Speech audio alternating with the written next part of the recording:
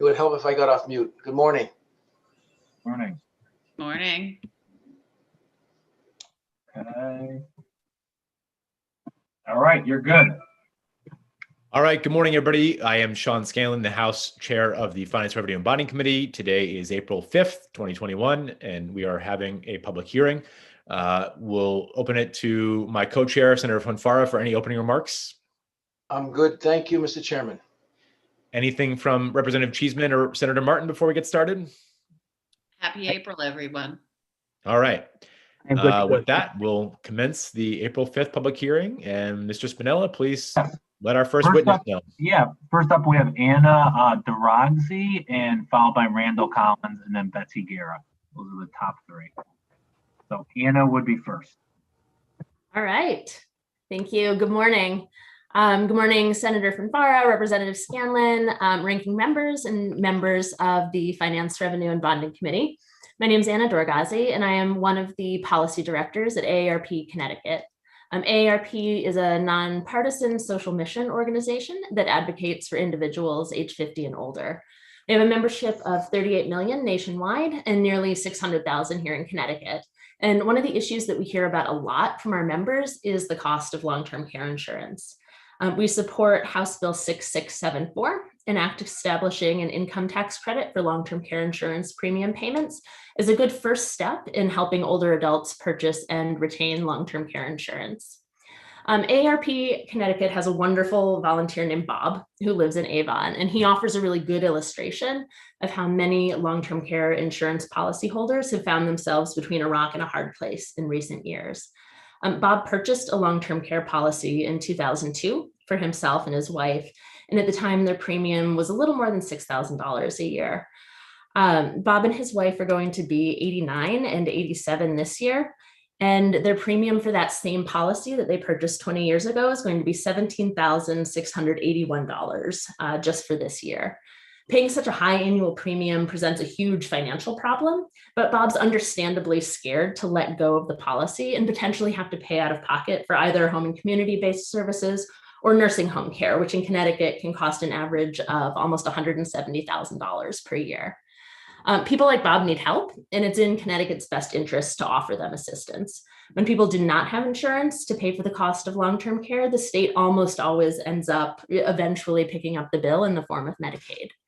House Bill 6674 won't solve all of the issues related to long-term care insurance, but until we can tackle the underlying problem, which is in part the incredibly high cost of long-term care, it makes sense for Connecticut to offer a little bit of relief to existing long-term care insurance policyholders and to incentivize more people to purchase policies.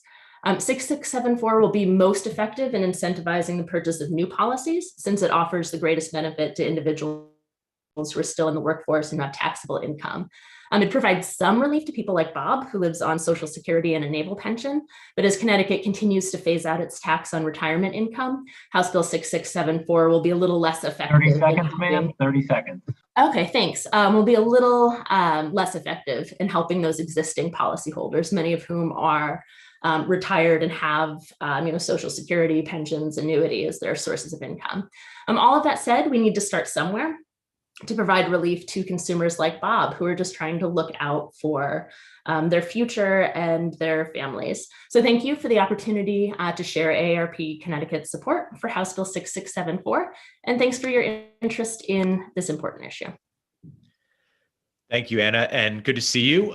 We worked obviously a lot with Aarp on the prescription drug issue in my insurance days, and good to see you in a different issue. But I want to start there because obviously that was something that you continue to hear a lot from your members, the cost of prescription drugs. But I'd imagine that you also do hear about this quite often from people, given the scale of this problem. Can you talk a little bit about that and the strain that puts on some of your members, given the fixed incomes that they're living on? Sure. So, I've talked at length with our volunteer Bob about this, and his conversation is what we hear from a lot of older folks, which is, I have these premiums that are going up and up and up every year. They keep getting their letters saying, the insurance department approved another rate increase and another rate increase and another rate increase. And, in my most recent conversation with Bob, he phrased it really well. He said, these go up and up, but none of my sources of income go up. He's been retired for 20 years and, we see these little upticks in Social Security, and that's about it. Meanwhile, the cost of everything else in his life has gone up. And, at almost $20,000 a year for these insurance policies, he just feels really stuck. And at this point, he's invested, hundreds of thousands of dollars in this policy and, doesn't want to let it go because that is a substantial investment. But also he understands that without this insurance policy, his savings is just going to be gone in the matter of a year or two if he has to pay out of pocket for care. Thank you very much for that. Representative Cheeseman. Thank you, Chairman Scanlon. Lovely to see you this morning, Anna.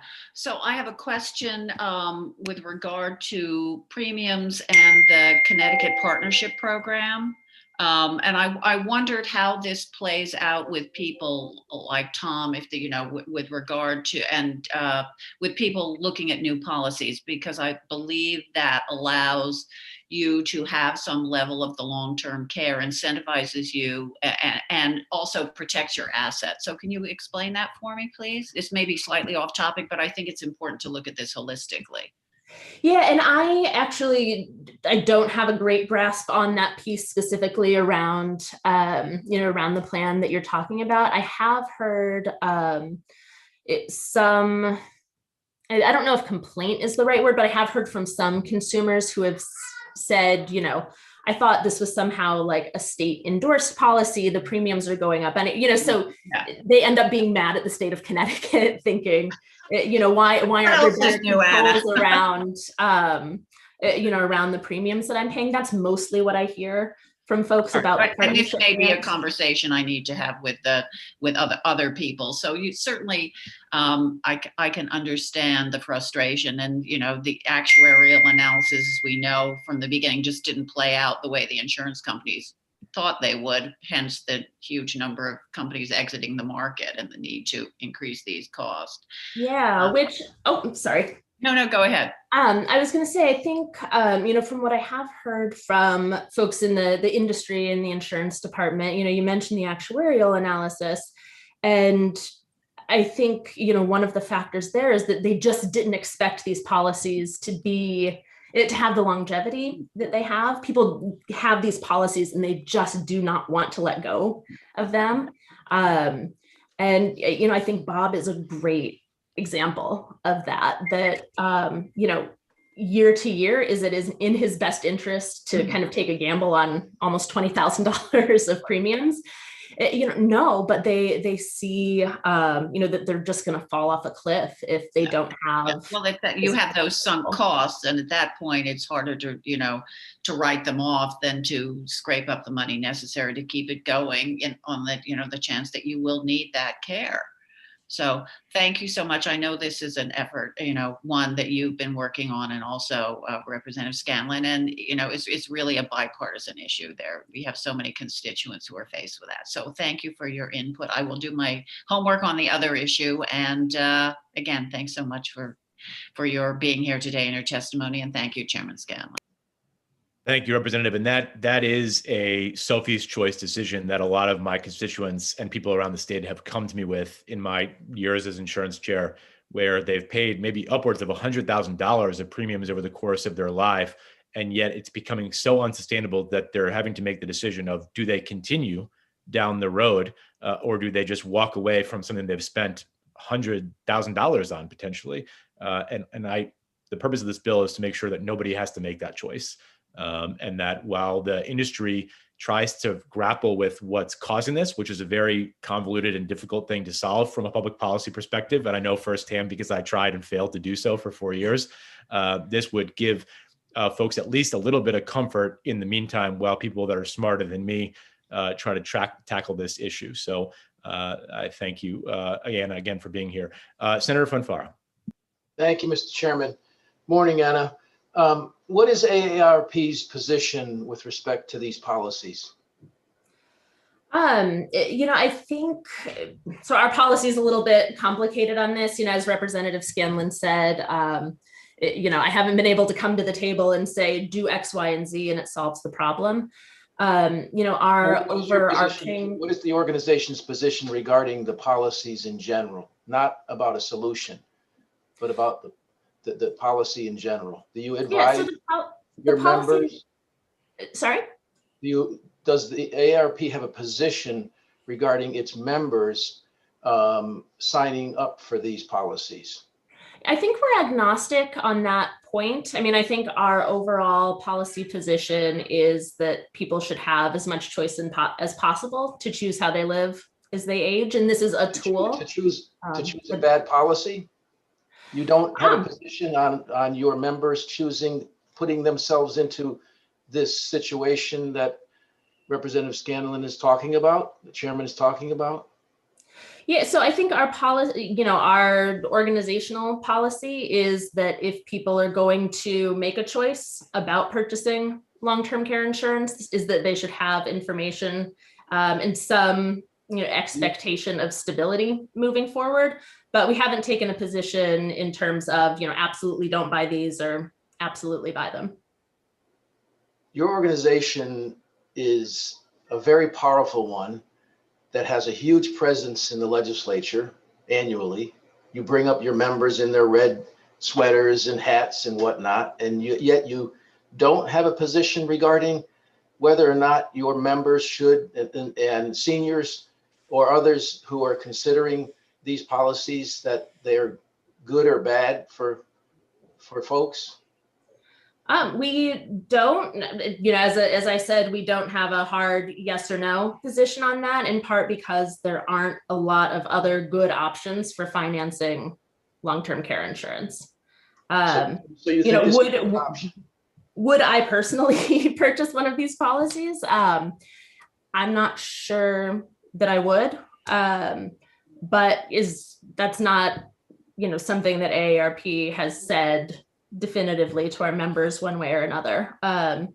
Because, again, in Bob's case, going back to him as an example, if I were to tell Bob, let go of that policy, don't have it anymore, and next year Bob would need nursing home care and incur $165,000 in out-of-pocket costs, I'm not sure that I've done Bob any favors in that regard. So I think, but my question is more about people signing up for these in the first place. I get your point, and I commend Chairman Scanlon for his proposal here, because we're trying to deal with an issue that's before us today. But if Anna decides that she wants a long-term policy, where's AARP in regards to advising folks whether or not this is a good move? It seems to me that as it currently is structured, it is not. My parents are in this same situation currently at 96 and 97.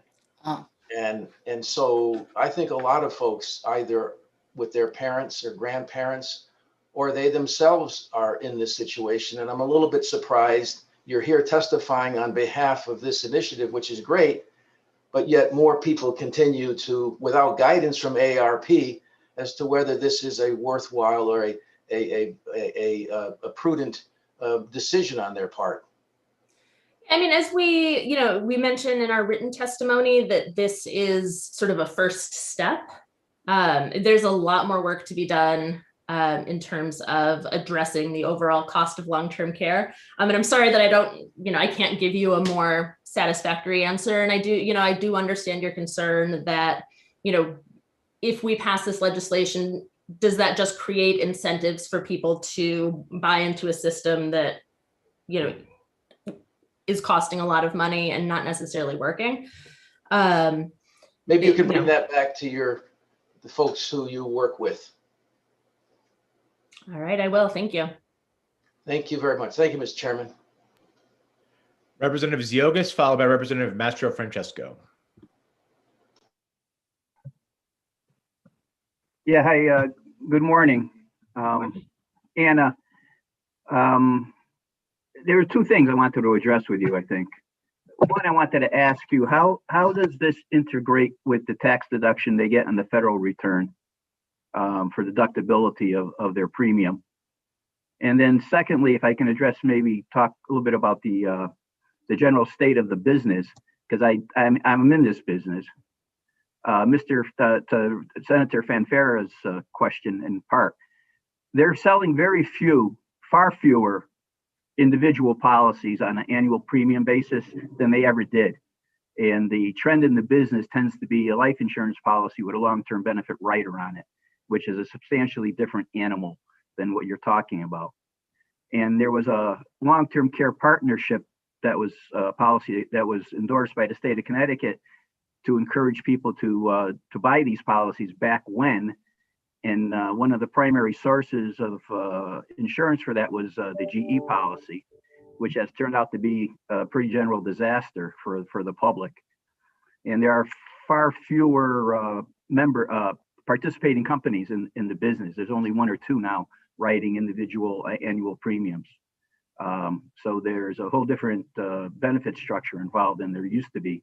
And the people that you're talking about got caught in the ripple that was developed back in the partnership age when they were encouraging people to be into that policy. But part of my concern today is that when we start giving tax incentives on the Connecticut side, how does that affect our tax deduction on the federal side? I'm honestly not sure. Okay, thank you. Representative, I would just say that I don't think that it would impact the federal side. There are a lot of examples in which the state and the federal government do sort of either corresponding or frankly different things when it comes to tax policy, and I don't think that that would impact them. But we can confirm that with the I bring it up is I brought it up on a different issue back, I think, for tax deduction, tax credits for contributions in the Education Committee. And there was an offsetting value against the federal return for the value you got in the state return. But it so happens that on the federal return for long-term care policies, it's like $5,500 with the premium level. And in your complainant's case, her situation is probably unresolvable. But going forward, there is some off play between the two. Thank you. Representative Mastro-Francesco. Thank you, Mr. Chairman. Thank you, Anna, for coming in today to testify. Just a comment and a quick question. You mentioned that Bob's policy is around $17,000 per year. Do you know what the cost of that policy was when he first signed up for it, and how many years ago was that? Through you, Mr. Sure. Chairman. So his policy was right around $6,000, and he purchased it in 2002.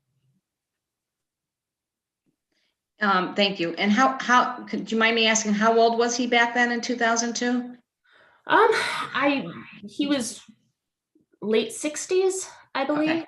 I think yeah, and on the later end, so I think 82% of folks purchase their policies before the age of 65. So again, I think this bill targets those folks who are sort of the early adopters of the policies more so than folks like Bob, who I think would see a couple years of benefit out of this bill, as we're still taxing pension and annuity income. But as that phases out, I think this more incentivizes folks who are sort of where Bob was when he was first looking at purchasing the policy. And thank you for that. And through you, Mr. Chairman, to Senator Fanfara's point, I do understand. So AARP, maybe they don't advise their members about taking a position on long-term care insurance, whether they want to buy it personally themselves. But I do know through experience that the older you are when you purchase these policies, the more expensive they are. Right. A lot of people purchase them even way before the age of 65, and they get in at a much lower cost. Certainly that cost could increase, but as you get older, the cost is significantly more when they're older. So I can understand the concern there. And they're very stringent in my experience and very strict about who they offer these policies to or let them buy them, because they do a thorough detail about your health. And if you have anything wrong with you at all, they will certainly reject you. So I understand AARP not counseling their members, because at that point, 65, 70 years old, it's probably not affordable at that point for them to purchase these policies. So I just wanted to just bring that to your attention. And I'm sure you know it. Does AARP sell insurance, long-term care insurance policies on their own through you, Mr. Chairman? Do they partner with an insurance company to offer a long-term care insurance to their members through you, Mr. Chairman? That I actually don't know. So I work for the nonprofit arm of AARP that doesn't sell policies, but I'd be happy to look that up, and I can get back to the committee with an answer on that. Yeah, thank you. I was just curious. Certainly, I understand your concerns, and I really just was curious to see what the percentage of the increase was over time that policy went up. And the other question I have, and I guess this would probably be a question for our chairman. If I'm not mistaken, when insurance companies for long-term care want to increase their policies, do they go through a board for review? And is it approved through the state? I guess through you, Mr. Chairman, that would be a question for you to answer. Yes, Representative, that's a great question. And they are approved by the State Department of Insurance, who has to approve all rates in the state, whether it's for health, property, and casualty. The problem is, without going too much into backstory here, there was a thought for a while, both in my former committee, insurance, and in the industry, that if we capped annual increases, we would help give these people relief. What was then happening was the companies that are so underwater because they, back in the 80s, way miscalculated how long people would live and how much care they would need. They were going under and out of business. And some of the big companies actually went under because if we tied their hands and capped their ability to raise premiums, they couldn't be sustainable. So the only thing worse than having the choice of paying $100,000 and then leaving on your own volition is paying $100,000 and having the company that you had insurance through go under. And so we stopped trying to think about capping them and moved more towards a national approach to this, because if one state caps, like Utah, for example, and we don't, our constituents get hurt by what Utah does because they have to adjust their rates accordingly somewhere else. And so our insurance commissioner, Commissioner Mays, has been meeting with the National Association of Insurance Commissioners to try to find a more global solution to this. Some of that is, leveraging or sort of influencing buyouts where people could sort of take a reduced plan right now in exchange for paying a lesser premium. They could do a number of things that they're working on, but this goal of this bill is to give that person a little bit of a break until they get that longer term national solution. And I hope that they do, but it's very complicated and difficult, which is sort of why I'm just trying to sort of stem the tide a little bit. Thank you, Mr. Chairman, for that explanation. I thought it was true that it has to go through an approval process through the state, and I just wanted to certainly clarify that. Anna, thank you so much for your testimony and for sharing your story with us and for that information. I appreciate it. Thank you, Mr. Chairman. I have no further questions. Okay. Thank you, Representative. Representative Meskers, followed by Representative Clarice Dietrich. Thank you, Mr. Chair. I think the measure is a thought-out measure to try to control what is an uncontrollable cost. So I think the comments by the co-chair, Senator Fanfara, to AARP and Representative Zayaga's commentary, it's essential that we begin to advise and talk and look about where our seniors are getting insurance. With the deregulated market for healthcare, both medicine, hospital stay, nursing care, we see the prices going through the roof. My mother owns a policy, and she's a little younger than Senator Fanfara's, which surprises me. She's 91. But her policy pays a fixed benefit of $2,000 a month, which I'm not sure whether that gets you into PetSmart, but it certainly doesn't get you into nursing home. And that's a fixed benefit. And so the variable benefits and where it goes and the cost is just overwhelming. So I would encourage you, AARP, I think further commentary on long-term care, the commentary from Representative Zygas of combined life insurance policy, which ultimately has a payout for all of us since we all reach that point for life insurance, may work for a blended policy that could defray the costs of long-term health care. But I don't know. We have to be careful as to how far we regulate this, because as Representative Scanlon mentioned, the risk is that a cap too far along the lines on cost could do damage to those who are surviving in the industry, and they could not then be in condition to fulfill their promises, and they might go under. So we're trying to extract a cost containment function from the insurance company, who ultimately is not the person who's giving us the cost structure. It is the healthcare industry that's sending the cost through the system, and the insurance company is collecting the revenue stream to pay out the benefit. So I don't see that we are in that Sophie's choice. I don't think we have a good solution here. I'm willing to entertain this, at least to see and to get further feedback from the insurance industry and bring it forward and see where we end up. But I think we all have to recognize we have a horrible problem here. And that was it. Thank you. Thank you, Representative. Representative Curtis Tetria. Thank you. Thank you, Mr. Chair. Anna, thank you for being here today. What did you, Bob, that you were speaking about, was that cost his premium for just him, or did you say it was for he and his wife? It's for he and his wife. So the $6,000 20 years ago, and then the $17,681 this year is a policy that covers. Now it's like roughly $8,000 each, roughly a year. Yeah, I think AARP needs to at some point take some sort of position on this. I personally, my parents have long-term health care insurance and have used it now for 6 years. They've had their policy probably 30 years at least, and has saved them a significant amount of money. And because of that, now my sister and I have started our long-term care policies. And I do think the state of Connecticut needs to do something as far as these policies go, because it's either, and we've said this 1,000 times before, pay now or pay later. Let the individual people pay for these policies, because if they don't do something, the state's going to pick up the tab at the end. So thank you for your testimony today. Thank you, Mr. Chair. Thank you, Representative. And Representative Cheeseman for the second time. Thank you, Mr. Chairman. Thank you. And just a quick comment. And yes, I realize, Anna, you're on the nonprofit side, but AARP does sell long-term care insurance policies in partnership with New York Life and a variety of different products. And just with regard to Senate, I'm promoting you, Representative Scanlon.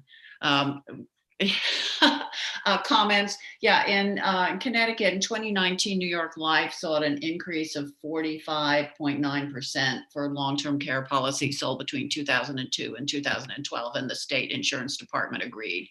So this, this does not happen without state approval. And just again, a general comment, I think in terms of education, we need to do more to educate consumers, one, about the possible benefits, the possible pitfalls, and things like the Connecticut Partnership Plan, which do provide an incentive for that long-term care, protect some of your assets, which I know is a concern for people that, we're going to have to spend down because we're not going to have enough money. And I think they're limited in terms of the amount of increase you can have each year.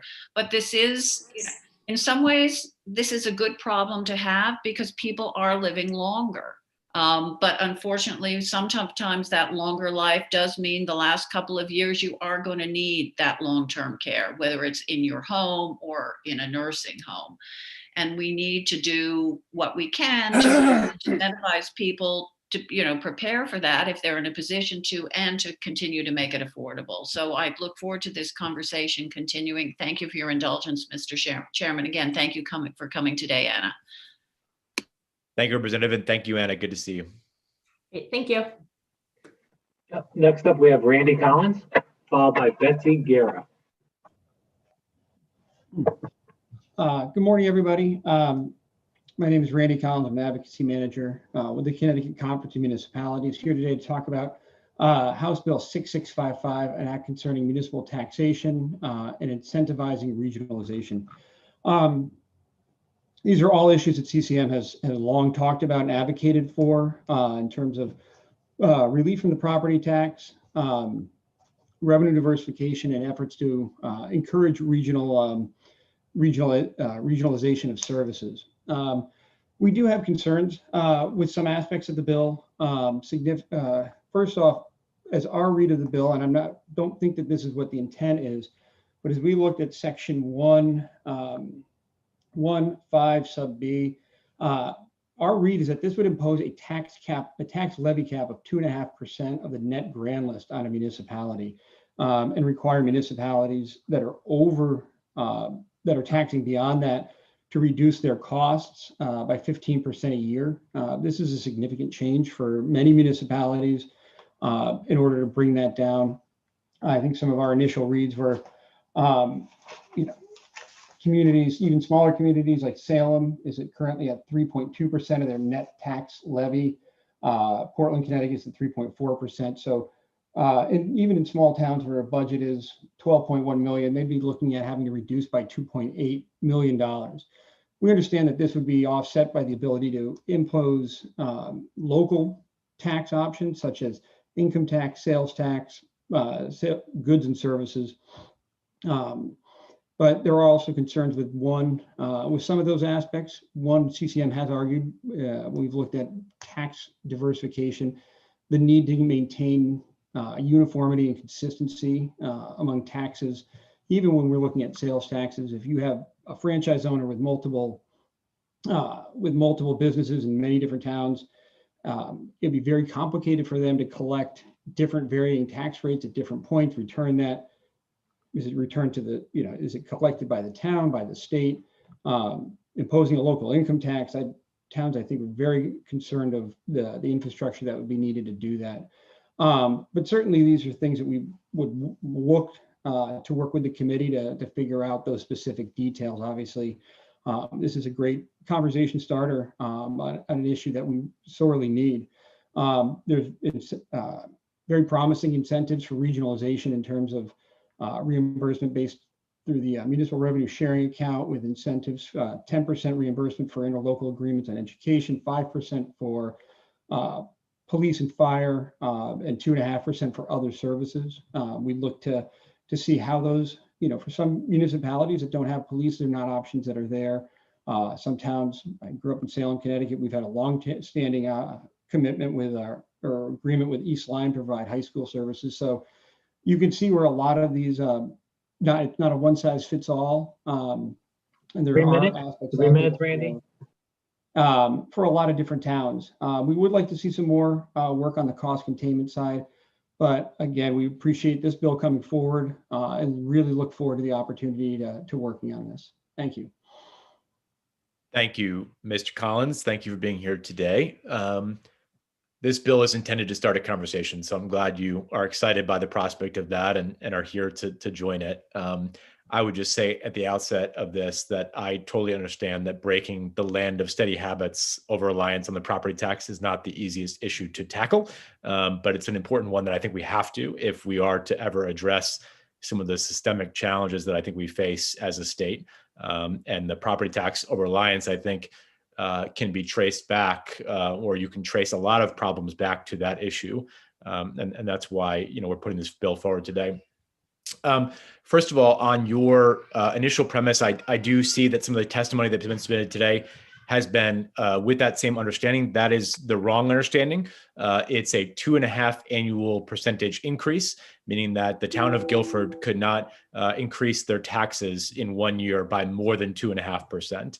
As Mr. Lesser noted from Coventry, I think most towns are already under that 2.5% increase cap every year, but obviously this would prohibit them from doing that. And that's the same model that's currently in place in the state of Massachusetts and has been there since 1980. So I think hopefully that will change some of your members' concerns about the bill, because I think it dramatically changes what they thought was in the bill. And if we need to work to clarify the language on that, certainly can work with LCO on that. But the intent of both us and the LCO was to have it be an annual increase cap versus the levy cap, as you're noting. I think there's going to be some questions, so I won't monopolize this, but I guess I would just ask you from a broad perspective, what are the challenges for your members, and what have been the impediments so far to more, I would say, voluntary regionalization between communities, besides the fact that we're called the land of steady habits and we don't have county government? What is the reason for that? And so that's question number one. And then question number two is, a lot of the framing that we've always had about regionalization has been mandates to do so, especially from Hartford, versus incentives to do so. And what I'm trying to do here, and the committee is hopefully trying to do here, is to incentivize it with a carrot rather than a stick. And I'm wondering if you could talk about whether you think that that's a more successful approach. Certainly. So I think some of the impediments to regionalization, as you said, there is land of steady habits. I mean, I think that's at the local level, at the state level of, we've always done it this way. We have existing contracts. Local charters at times can limit opportunities to provide regional services. But I think there is more sharing, at least at the lower level. I mean, I know a lot of towns will have, shared assessors that will work part-time, a couple of days in one town, a couple of days in another town. Some of the other ones, and we saw one of the aspects that is in the bill is, if we're looking to share on the larger services, it is police and fire, it's public works. I mean, even if all towns shared assessors and you cut the number in half, it's not really going to move the needle dramatically. But when you look at public service, public works, police and fire, the big services, large number of people. But we in town, okay, we'd have to negotiate collectively with each of the bargaining units separately. West Hartford, where I live, wants to share public works with Farmington. I'd have to negotiate with my West Hartford Public Works, my Farmington Public Works, and somehow marry those contracts. If you could do that collectively, which this bill provides, almost like CBAC does, it would provide a savings, as I'm not going through two separate arbitration, negotiating processes, potentially arbitration, and then trying to figure that out. I think it would be beneficial for organized labor as well, because it would provide a cost savings and economy of scale for those as well. I think those are some of the aspects that we need to look at. People, they like local control. I mean, and for good or for worse, it is Connecticut. And I think they have, some fears of how could as I said, I live in West Hartford now. We're 60,000 people. We have Hartford on one side, which is 100,000. Then we have Farmington and some smaller towns around us. I think there's fear. Well, if Farmington joined with West Hartford, will we get lost? Would it become a West Hartford centric, and the same thing if West Hartford joined with Hartford? And I think, how do you work out those control issues? But I think that's where your savings are. I mean, not every town needs a police department, or every town that has a police department doesn't need a detective bureau. But if you could make almost a West Hartford, Farmington, Avon regional police department, you could set those substations and, probably provide a higher level of service for more communities rather than recreating that command structure and cost throughout each community. So I think that those are there. The incentive, I mean, as I said, it's, there are limits to what we can do through our property taxes. And I think if we get through that initial kind of fear of, oh my God, I'm going to lose control, and see what those benefits are, I think there's a lot of opportunity to move forward. As I said, we've argued for this. And again, it's just getting out of our own way at times, probably. With residential, local leaders can be, this is my fiefdom, and I get it and I understand it, and it's hard to change. So I think, Terrible answer. There's a lot in the bill. So thank you, Mr. Collins. Representative Cheeseman. Thank you, Chair Scanlon. Thank you for coming here today, Randy. I get the chairman reference that to a certain extent, the 2.5% was based on the Massachusetts bill. My understanding, the Massachusetts bill also included some other avenues whereby the state decreased the burdens it placed on individual towns and helped cut costs that way. Can you just outline some of those if you're aware of what they are? Yes. When we heard about, when the chairman had mentioned this in an interview, we kind of did a little bit of background. I reached out to my counterparts in Massachusetts and asked how Massachusetts Prop 2.5 worked, because they enacted it in 1980. a couple of the key pieces that they said when they passed Massachusetts Proposition 2.5, which limited that 2.5% levy growth. They also passed a couple companion bills. One was the local mandate law, which prohibits the legislature from passing unfunded mandates on municipalities. There are certain exemptions to that. Obviously federal obligations can be put through there. The legislature can override that local levy or that local mandate law, but it's a separate vote that the Massachusetts legislature has to take to override the local mandate law and then vote on the new mandate. So it's very clear that this will be an unfunded mandate on the municipalities. Further, I mean, they have it's called the Office of State Auditor in Massachusetts, OSA. So municipalities can actually petition this office to review a bill that may have been passed to determine if it's an unfunded mandate based on the costs that come through. So that was significant. If towns are going to be limited in terms of what they can raise, they need to be limited in what they're asked to pay for. They also made significant changes to the arbitration process, and then they now have limited binding arbitration, so that a contract doesn't get put onto them that they simply that they can't afford within that 2.5% cap. So there were the cost containment measures that were put in. Now this bill has additional revenue options that are put in there, which could offset the need for as much of the cost containment side. But again, as I said, these are all, any one of these could be a very substantial standalone bill. So I think but if we look at this, I had a conversation the other day with a senator about eliminating the car tax. And, and our position was, we don't like the car tax, but if we're going to look at property tax, the burden it places, the impediment to home ownership, affordable housing, economic development, it has to be done collectively. And the last thing we'd want to see is, okay, we've limited our property tax, but now, if we're going to do sales tax, as I said, I was in Salem at my parents' yesterday. They've got a small restaurant, a gas station. If they need to make up revenue on the sales tax, there's not a lot there for them. So they would require them to do income tax, which, again, the infrastructure to implement an income tax could be a challenge for some communities. As I said, we have DRS, a whole agency that's working on collecting taxes. So, but these are all things that I think we can work through, but it's a good conversation starter. Okay, thank you. And I would be delighted to work with Chair Scanlon on that no more unfunded mandates and state auditor's office where towns could determine whether a mandate was unfunded and reform to collective bargaining. So as this moves forward, I think there are a lot of good ideas out there and we should look at all of them. So thank you very much today, Randy. Thank you, Chair Scanlon. If we did pass that law, I would be worried that I might not be needed for my job any longer. So thank you, Representative. Senator Martin. Hi, thank you, Mr. Chair. I just quickly saw here that the cost is next in line to speak. And I was just curious to see if there has been discussions with CCM with cost and to see how they felt about this regionalization. I know that the topic's been brought up in the past, and I hear from Randy or Mr. Collins a lot of uncertainty, no specifics. He believes get rid of the fear. I'm just, I guess, really reserved. I am all for communities, and maybe Randy, you can speak to this.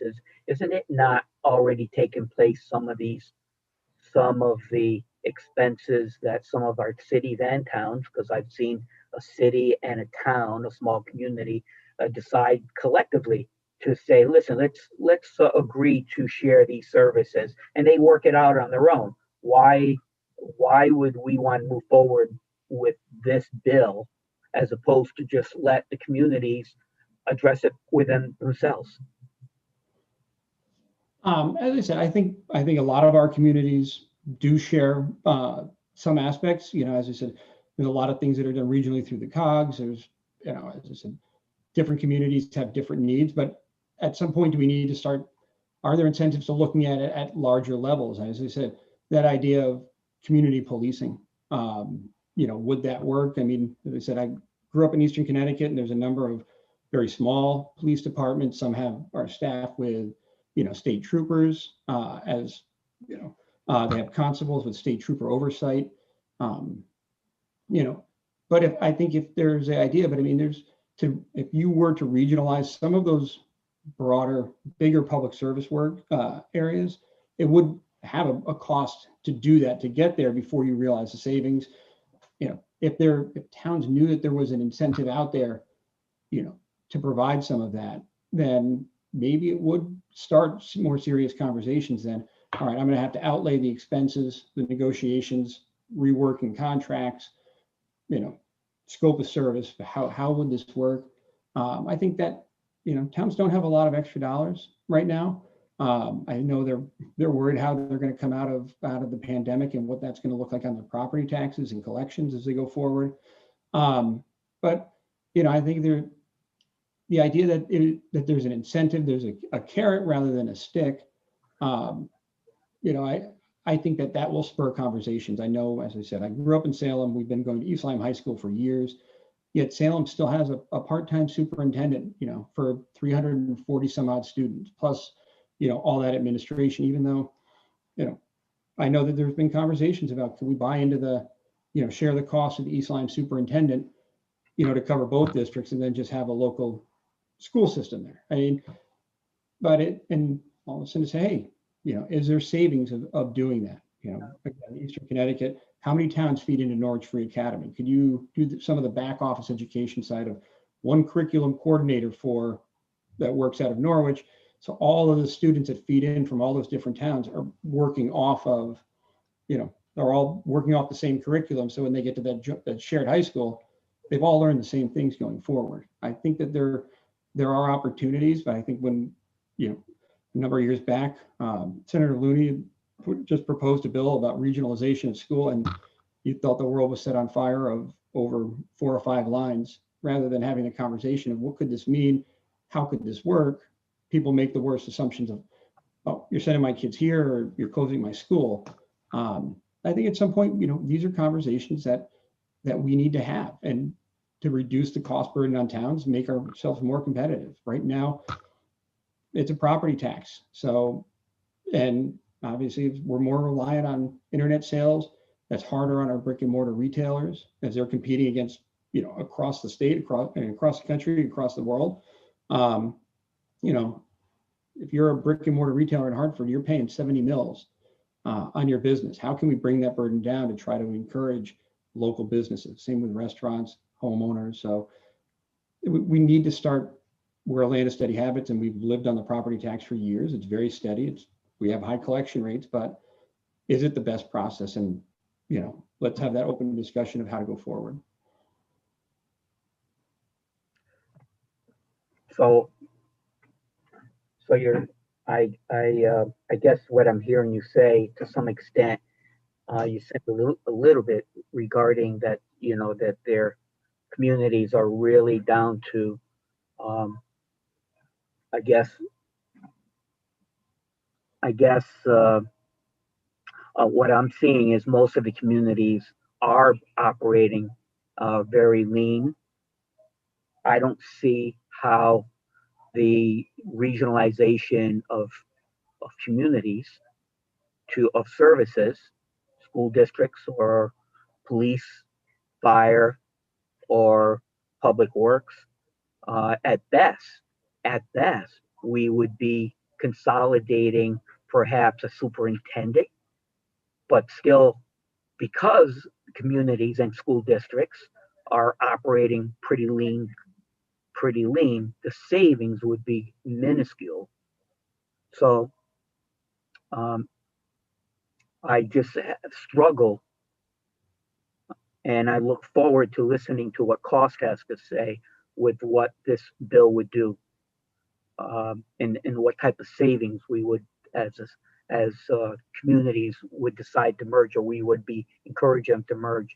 It would be interesting. Well, I guess you're claiming with a lot of uncertainty here that there would be some savings. I beg to differ because I believe that most cities and communities currently are operating very lean. And so I don't see where the savings would be. So thank you, Mr. Chair. I think I've said enough. I look forward to hearing what Cost has to say. Senator, I would just say that to that question, yes, towns are operating on a lean basis because I think they're currently being handcuffed by the fact that they year after year have to go to property taxpayers or taxpayers in their districts or in their towns and raise the one tax that they can raise on them, which is the property tax. And it really ties their hands. And I say that as somebody who represents 2 towns, and I know you represent a few too, but the biggest thing I hear from my first selectman about is every year when the budget comes out, they said, well, are we still going to get the measly $300,000 or $400,000 that we get for ECS? In a town like Guilford, where I live and represent, we send, I think, over $100 million annually to the state of Connecticut and get $300,000 back as pretty much the entirety of our state aid. And that number is going to continue to dwindle every year because the state simply just can't afford to subsidize 169 towns anymore. And all of us understand that because we continue to have to go back to our mayors and first selectmen every year and say, hey, I'm sorry, but you're going to get an ECS haircut this year. And that mostly impacts suburban and rural towns, certainly more than the cities and the sort of the inner ring suburbs. So yeah, they're operating on a lean basis, but if they can be incentivized to look at their neighbors and say, look, we really can't rely on the state anymore to give us even that $300,000, $400,000, which doesn't sound like a lot of money in the grand scheme of things, but to them is significant, then I think it really would be meaningful. And the last thing I'd say is that by structuring this in 3 tiers, Senator, the goal is to not regionalize or incentivize regionalization, the low-hanging fruit. So the dog warden, the assessor, the economic development coordinator that's probably making 25 grand on a part-time basis, that is not going to generate real savings. The real savings comes from the services that dominate 50 to 75% of these towns' budgets, which is education and public safety. And so that's why the tiers are structured so that you get more money from the state if you incentivize the big stuff and less money for the small stuff, because the small stuff is easy. And that's why towns are already doing that. It's the big stuff that will generate the bigger savings and I think break us of this over-reliance. And that's kind of the goal of the bill. But the last thing I'd say, Senator, is that at the end of the day, it's simply an option. And so if Guilford doesn't want to do it, they don't have to do it. If Bristol doesn't want to have to do it, they don't have to do it. But if East Lyme, where Representative Cheeseman's from, decides that it's good for them to join in with, Waterford or any other town around there, Salem, they can decide to do that. And that's the whole point of it. So, Mr. Chair, so what happens? I know we'll have a debate on this in the near future, I'm sure.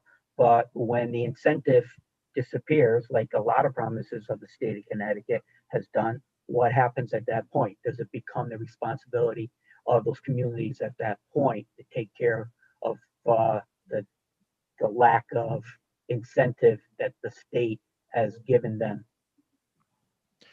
So I think it's a great question, and one that you're right to point out that is important for us to ask because of our track record. But I would just say, number one, shame on us if we create something and then break the promise. Number two, Mr. Collins, in your last exchange, talked about how the additional money from the state would be helpful in the front end until the savings are realized, because it takes a few years for the savings to accumulate because of the time that's spent to set up the system, to make sure that's working well, to make sure that if they do regionalize and then the call time response is not as good, they can set up a substation and put some guys in one part of town, then just in the headquarters in another part of town.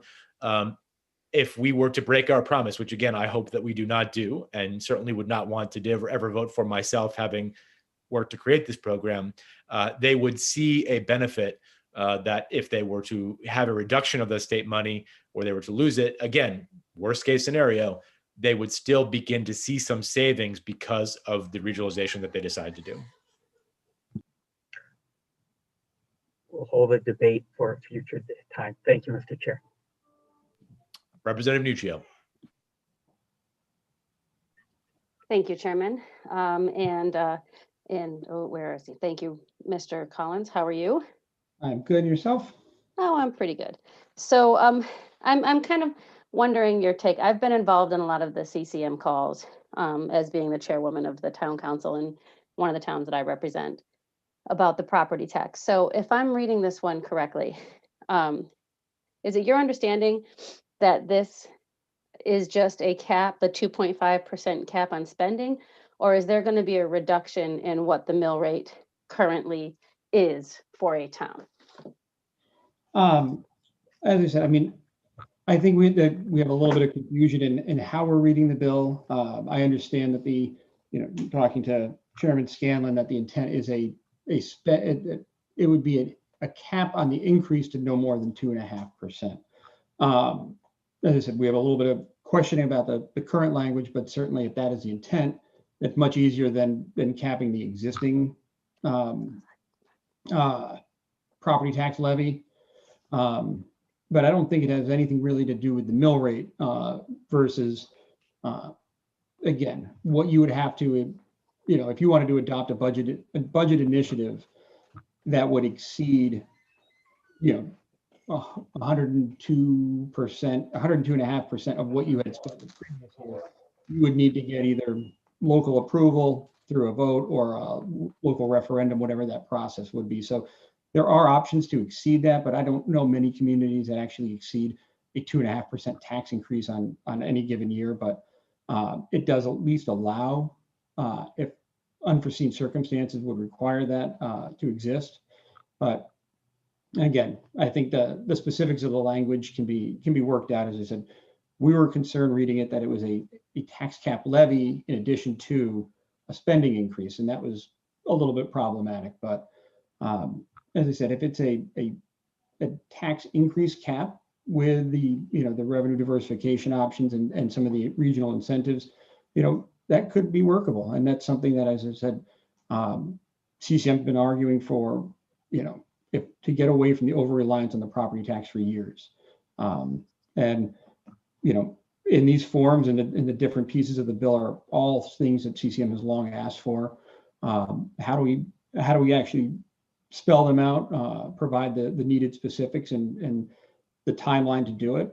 That's something that we would want to work with the committee on and our membership to make sure we get correct. I'll say, actually, I thought I read the bill also that it was a 2.5% cap. And I also read your testimony.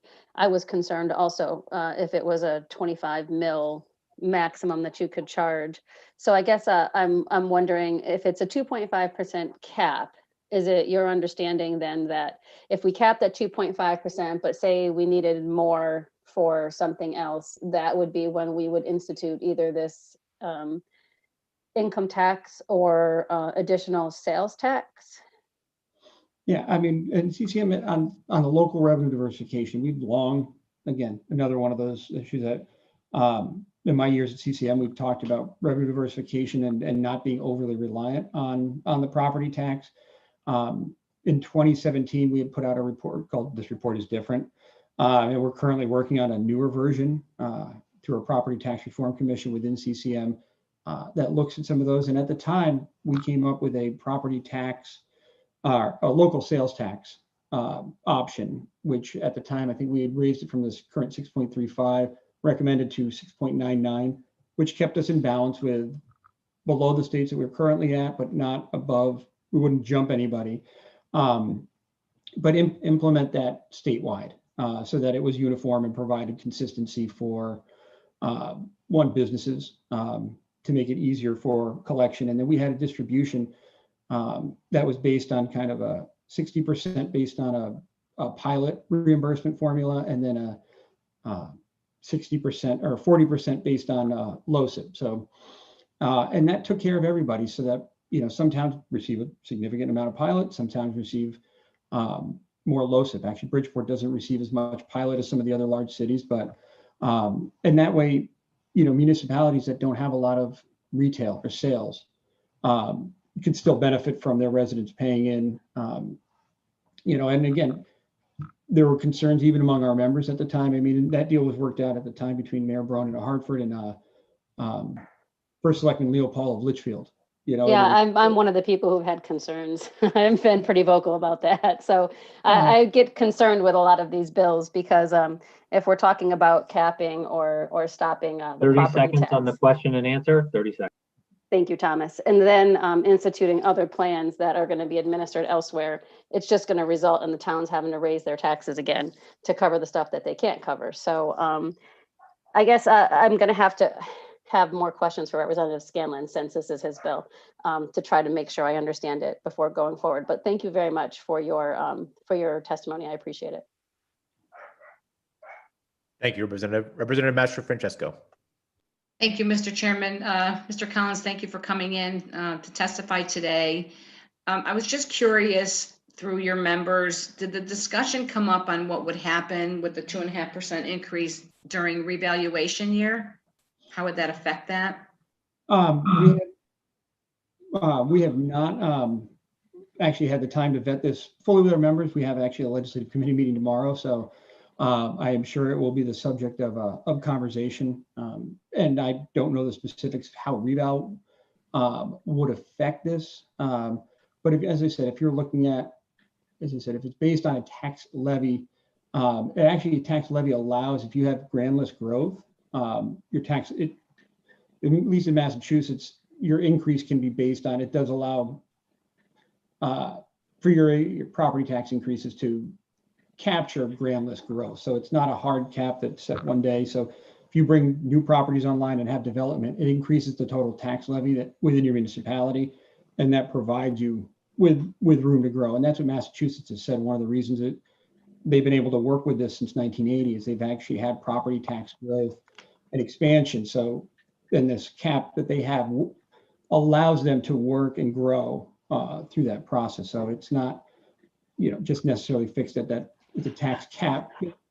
I'm not, even reading the Massachusetts one, it was a convoluted process of trying to figure out exactly how this went forward and worked. But understanding the basic concept, it's, as I said, my counterparts have said, it has worked by and large for over 20 years in Massachusetts. Thank you. Thank you. So that's based on the grand list growing. I was just thinking of a scenario, the housing market crashes, the value of the houses go down, and there's revaluation. I just wanted to know what your take is on that. And if you're during your board meeting, has that topic come up, and what is your take on that scenario? Yeah, I mean, I kind of, as I was mentally playing this one out of, theoretically, XYZ Corporation's a big taxpayer in a town. What if they turn the lights off and walk out, and you have a significant reduction in your grand list because of that? I don't know exactly how that would play out, but it's certainly something that, we would sit down with our membership and work through those types of scenarios to see how that would impact and what recourse there is. Thank you. Yeah, it's certainly a big concern. The taxes in the state are so high. Businesses are leaving constantly, and that certainly obviously affects the grand list on these towns. So, and then the housing market is great today, but there's always tomorrow, and we don't really know what will happen. There's always unintended consequences. And just finally, I'm a firm believer in local control, and I understand that right now this is something voluntary, but who knows what happens down the road? That could be mandatory someday. Who knows? We don't know what the intent is on it. Certainly, I understand it's voluntary now, but things change. You start off slow, and then before you know it, it's progresses. So, but thank you very much, Mr. Collins. I appreciate you answering my questions. Thank you, Mr. Chairman. Thank you, Representative. Representative Wood. Thank you, Mr. Chair. And thank you, Randy, for being here. Certainly appreciated hearing points of view and thoughts on this. Right now, municipalities can coordinate services if they so choose, correct? Right. So why aren't more doing that? I mean, I know you're going to give the line of, well, it's this land of steady habits, but it is smaller municipalities, both rural and suburban, have been very effective at managing their town budgets. It's the bigger urban districts that are so deeply, deeply challenged. And I wonder at CCM what effort is being undertaken to address the fiscal dysfunctionality of the urban districts. I mean, I think when we talk about property tax reform, I think that's one of the things that impacts our urban areas as much as anybody else. When you can look at New London or Hartford or New Haven that have significant 40–50% of their property tax base is exempted. And it has forced them, to create mill rates 40–50, or in Hartford, I mean, that's a resident or commercial mill rate of over 70 mills. I've spoken a lot with the mayor of New London. Every time I was going down there for a meeting, he was rather angry as I walked in. I said, "What's wrong?" He said, "A group come in, the nonprofit bought a property right in Bank Street downtown." He's like, for a social service clinic. He's like, "That's not what's bringing people downtown, and they just took that property by buying it. I've lost it off my grand list, and it's not something that's going to have an economic multiplier." So he's like, they carry the weight of a lot of these burdens of providing services. And when you're relying on a property tax, but it's been 99 mandated property tax exemptions, like there's not a lot left for them to work and provide the needed services. So getting away from a solely reliant on a property tax basis will help our urban areas. For some of the smaller towns, there could be opportunity. Maybe they're doing well. Maybe they're getting along and they're doing okay, but they could do better.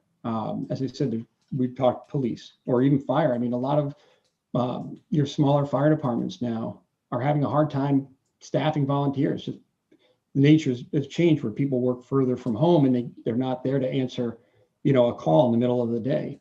But so if you could set up regional structures where you have, but I'm not replicating, the same, every department is going to be, a tanker truck, a ladder truck, an engine, a chief, a command structure, that if you can do something on a more regionalized basis, that they can provide that service and they can figure out what kind of calls we have, how do we distribute this, and you could reduce some of the administrative costs, replication of services. You don't need 169. I said, growing up in Salem, we have 2 very small fire departments, volunteer, and with their own structure, their own buildings. And if one gets a truck, the other gets a truck. It's, that's just within a town. But if you could think about with mutual aid, is there a better way to provide those services? I don't want to go to a county government. I don't need another layer of government, but, how do we incentivize doing what we do okay, but doing it bigger? I can maybe do it better and actually at a better cost. Thank you. And I certainly understand the pilot argument. And I, for one, would be very supportive of fully funding pilot. I believe that's $600 million, but we're underfunding it significantly. And I would like to see how we could look at that, because I think that is an unfair hit the cities take when they have all this tax exempt property that does serve the surrounding communities. So why don't we level that playing field? Why don't we look at the simplest way to reimburse the cities in a fair and transparent way, rather than creating another complicated mechanism that's going to have people up in arms and penalize some communities that are working quite well together already. So that's my concern with this. I do understand that Massachusetts has done this well. I will say I'm also a little perplexed as to why you didn't have the board buy-in before coming today. So in a sense, you're not really speaking for CCM.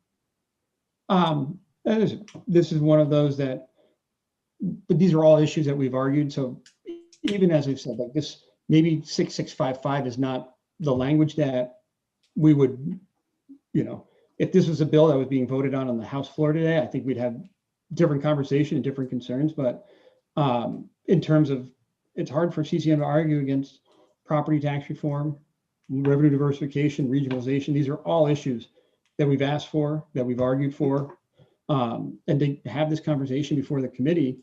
This is where we start, and this is where we try to put down that marker of like, yes. And as I said, I talked to some small towns, I talked to some other ones of, again, these are all things that we need to consider. And 30 seconds on question and answer. All right. Thank you. I do have one more to use up my last 28 seconds. Have you advocated for fully funding pilot? Absolutely. Has CCM advocated for fully funding pilot? Yes, and when we did the bill at the beginning, the tiered pilot, we thought that our small towns that weren't going to benefit from that we testified in support and came out strongly in favor of that, as a start, because we know to fully fund pilot, the number is big. So, incremental progress is better than no progress at all. So, but if we could fully fund pilot, again, I would be very, very happy at the end of the session. Agreed. Thank you. Thank you, Randy, and thank you, Mr. Chair. Thank you, Representative. And I just want to be very clear. Fully funding pilot is great. The House and Senate already voted to do that, but that is not a solution to the crisis that I'm talking about, which is that we're over-reliant on an antiquated and regressive tax system. So fully funding pilot is amazing, and I hope that we do it this year, and I hope that we continue to make our promise. But I just want to be clear to the committee that that is not, I don't think that it should be seen, Representative, in any way as let's do that versus this. We need to do that, this, and 10 other things to try to fix what I think is a really systemic problem. And one other thing I just want to make sure people know is this does not force anybody to do anything. It simply just gives people the option of doing it. And I think that that is perhaps different than other approaches that we've taken to this issue in the past. And so I do understand why at first glance people are sort of thinking that this is yet another time that Hartford is telling people what to do. It's not. It's a very different way of approaching this issue. And I hope that today's conversation and hopefully subsequent ones that we have will continue our ability to talk about that, because I do think it's important. But I just want to make sure that people know the frame that we're talking about is very, very different than it's been in the past. Senator Fonfara, followed by Representative Lamar. Thank you, Mr. Chairman. Briefly, I would like to respond and address the unfortunate characterization of Representative Wood regarding the dysfunctionality of our urban communities. I always looking at the full screen here of I don't know how many, 20 or so members that are on just one screen, and I know there's more on others, representing us from all across the state. But the reality of Connecticut is not a surprise when I say this, that the vast majority of Connecticut is doing fine. And that's easy to be fine when you have single family homes that are dominating your districts. And that means you have to make an income of X amount in order to live in those communities. And then you can tax those communities to pay for a quality educational system on your own for the most part. And you have a very, very small police force because there's very minimal crime. And you have nice parks that your children can play in. I applaud you. But that's not all of Connecticut. There are those places where people who don't make those kinds of incomes, and in fact, some of them work in your town, and your town pays them the salary that they pay, and they have to go looking for an apartment somewhere. And that's generally not in your community. That's generally in a place like I represent, and Representative Lamar represents, and Representative Santiago represents. And when you concentrate people of low income, and when you concentrate poverty, you get dysfunctionality, as that was characterized. I find it offensive, frankly. Not aimed at Representative Wood particularly, but that kind of characterization is left with members of this committee and the legislature in general and the public. As Representative Scanlon said, it's not all about pilot. We'd love to get our full due, but our responsibilities to run a city as the mayor of Hartford, the mayor of New Britain, the mayor of New Haven, et cetera, does and try to do every single day. And we as legislators who represent those communities try to bring resources back so that we can do a better job. The challenges are enormous. Enormous, beyond any that some on this screen here could ever imagine. So I just hope that I don't expect that all of a sudden we're going to see unanimity of thought regarding the issues that urban Connecticut faces and some rural towns face. And by the way, increasing number of suburban towns that are adjacent to urban towns, if we want to open our eyes and really look at it. But at least there's an appreciation, some appreciation of the fact that because you have high mill rates, does not mean that you're dysfunctional.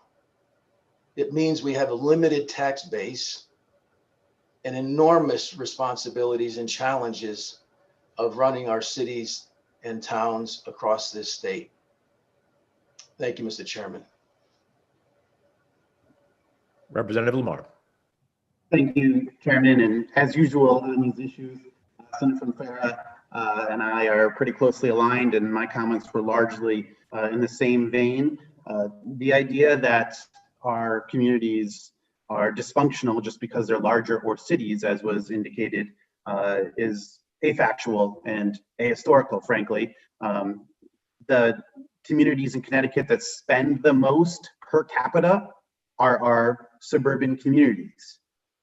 The communities that have the largest public payroll per capita are our suburban communities, and not our cities. The communities that spend the most per child on education, again, are not our cities, they're our suburban communities. So if looking at these cities as dysfunction because we're spending millions upon millions of dollars, well, guess what? On a per capita basis, as studied by the Connecticut Mirror, as studied numerous analytical processes that have gone through over the last few years, have indicated that is actually our suburban and rural communities that are spending more and hiring more on the side than our urban communities. The idea that there's dysfunctionality in places like Hartford and New Haven and New Britain and beyond is just completely afactual. And I'm continually surprised that folks make the claim without any basis or evidence to support that.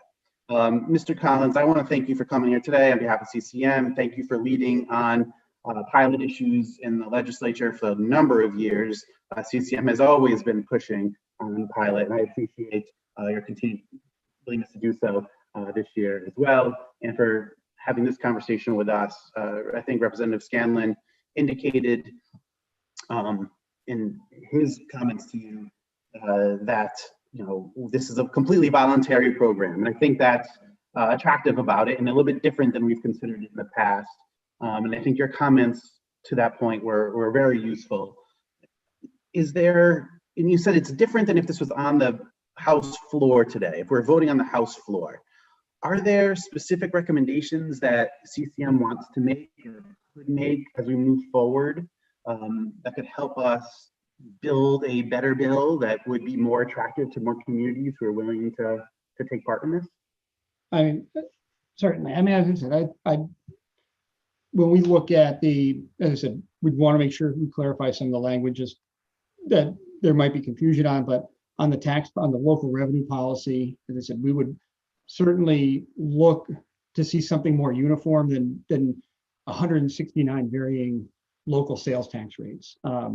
Is you'll have some communities that don't have an option, but that need to generate additional revenue.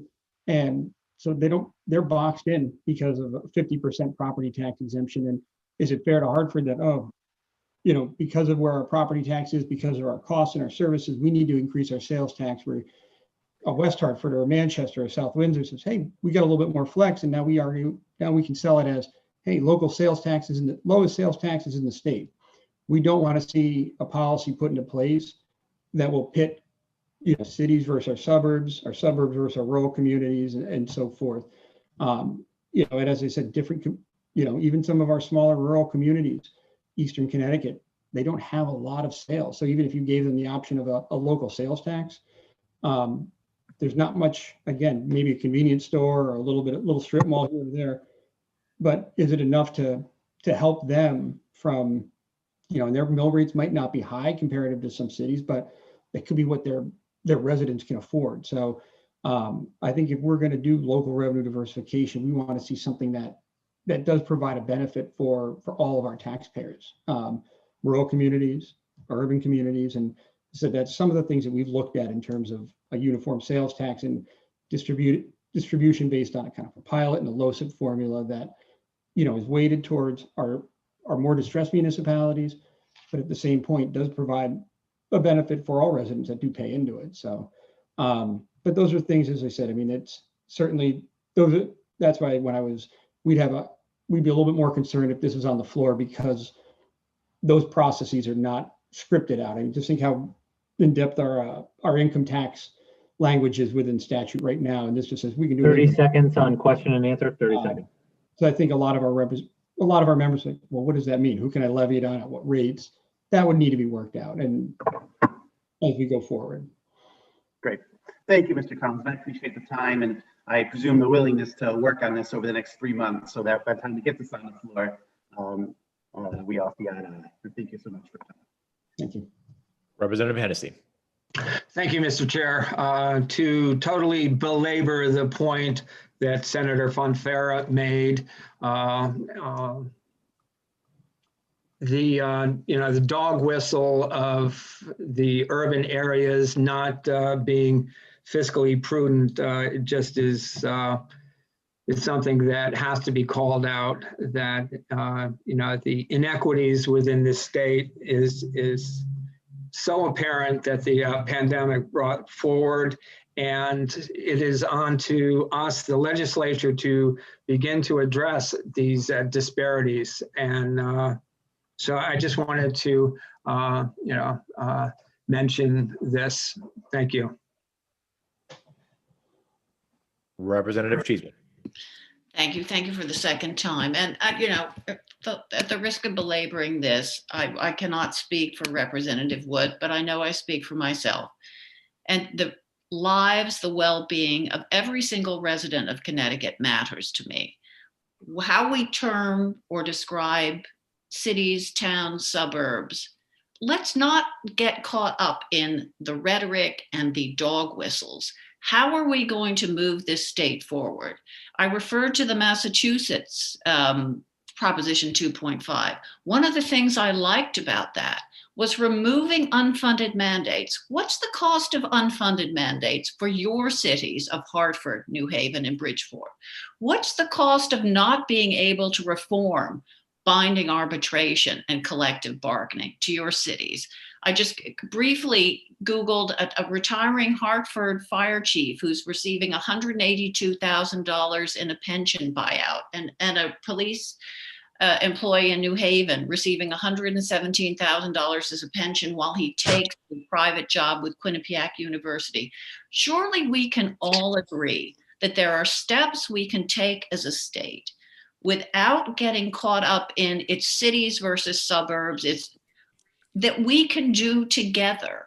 My local newspaper had an editorial about the bipartisan budget and what an achievement that was. When we worked together, Senator Fonfara's volatility cap, which was put into statute, we finally had a constitutional spending cap. We finally had a bonding cap. And look where we are with a record rainy day fund to allow us to weather this pandemic and support our communities because we worked together.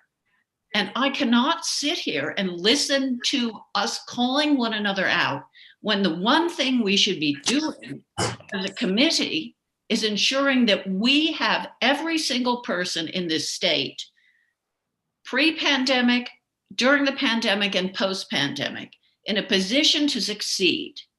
And everything else should be secondary to that. So thank you for your indulgence, Mr. Chairman.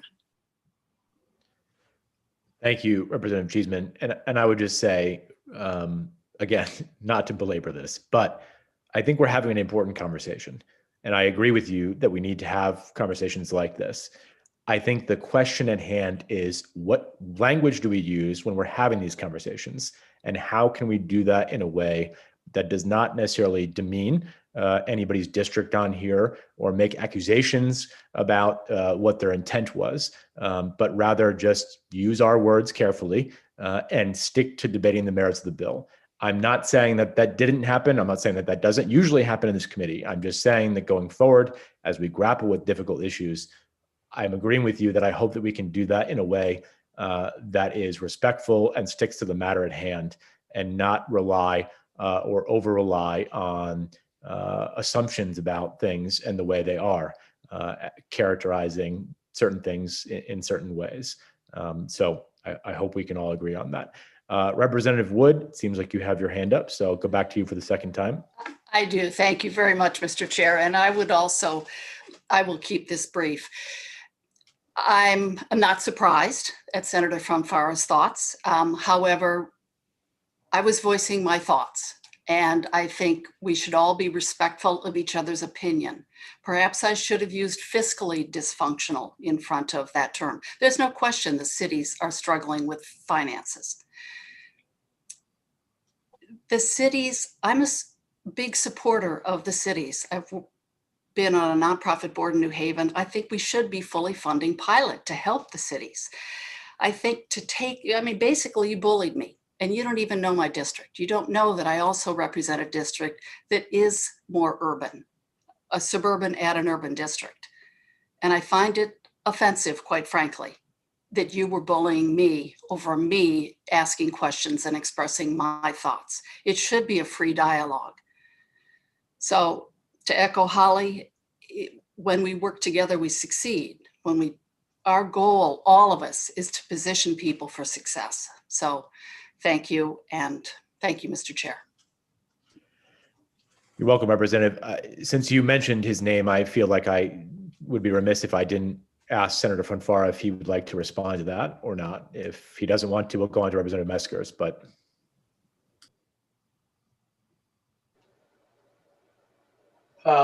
I choose not to, Mr. Chairman. I think my comments will stand, and I hope that all of us can recognize that Connecticut, while a small state, has some big problems in a minority of our communities. And that if we're going to tackle those problems, it'd be great if there could be more we rather than they in the discussions. Thank you, Mr. Chairman. Representative Meskers. Mr. Chair, in relation to the dialogue, look, coming from Greenwich, my district within Greenwich is a 40% free and reduced lunch program. With the district I represent in Greenwich. Overall, I think we're at 22%. I represent a fairly diverse community, but I think the struggles we face as a state that we should all be sensitive to is the struggles of growth, particularly in our urban centers, and job opportunity. And the pilot funding is an issue, the job growth, the economic success of the state. You know, we hear much dialogue about in-migration, out-migration. For years, the commentary was out-migration.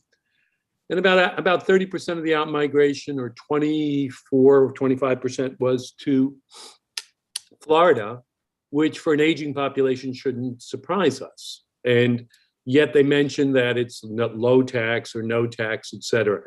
But a majority of the out-migration was a combination of, I believe, Massachusetts, New York, and California. And it was a job opportunity out-migration. And so if we're all looking at this, where we want to get to, and where we need to get to as a state, is the pie has to get bigger, and then we can argue about how to cut it up. But if the pie gets smaller and we argue about how to cut it up, we're not in a productive conversation among us as representatives of the people we care about. And either in our representation for our districts or donations that we make, or the charitable works we engage in, we have to recognize that if we're not moving the needle forward, we're not achieving our objective as representatives. And, you know, I think the dialogue on all sides, we need to consider, you know, we're here in service. You know, I'm here representing Greenwich. I have certain interests. I represent my town. I represent my district. But, you know, I'm 63. I won't be doing this 10 or 15 years from now. And the legacy, I think, and it's a legacy we all want, is have we advanced the needle on we can call it social justice, but we could easily, if we want to take a conservative, it's economic justice. We want to grow opportunity space in our state. And, you know, I haven't met many people in the in the House of Representatives or in the Senate who I think are opposed to that. I think we have arguments that are well-founded, or in some cases, maybe not as well-founded, intrinsically seeking to do what we think is best for the state. And I think keeping it on that track is super important. And hearing the pain of our cities and hearing where they are and what the funding needs are and figuring out how we get there is the most important thing we can do. We're going to wrestle with a lot of issues, like this issue, the last one on long-term healthcare, with people who are spending a fortune for health policies that aren't covering them for their final years. And yet, are we going to shoot the insurance company who can't honor the payments because the healthcare costs? You know, we have to honestly sit back and we have to realize that we're all trying to do the right thing, and we have to respect some of that decision making. And I relish the opportunity to work with everyone to the extent possible. And it's kind of new for me, having been on the trading floor. I spent more time yelling at people, and I've learned that that's not my productive strength anymore. So I've kind of tried to figure out how to balance that. And I just encourage us all. I think we're a noble group, and I hope we can keep that in focus. And thank you. Thank you, Representative. And we are hovering along the line of debating things here versus questioning each other or questioning witnesses. So with that, I'm going to get us back on track. I want to thank Mr. Collins for being here today. I want to thank him in advance for working with me. I'm looking forward to speaking to the Legislative Committee of CCM tomorrow, more about this bill and working with you going forward with the rest of the committee. But thank you for your time today. And we will now welcome Betsy Guerra from COST, who we will continue the conversation with. So thank you. Good morning, Senator Funfair, Representative Scanlon, Senator Martin, and Representative Cheeseman. My name is Betsy Guerra. I'm the Executive Director of the Connecticut Council of Small Towns, and I'm also here to comment on House Bill 6655. We do have a lot of concerns with the idea of a property tax cap, particularly at this juncture. I know that there's a lot of uncertainty facing our small towns, in particular with respect not only to fiscal issues, but also local services and the unmet needs in our communities. And as a result, we are very concerned with efforts to move ahead with a property tax cap bill at this time. We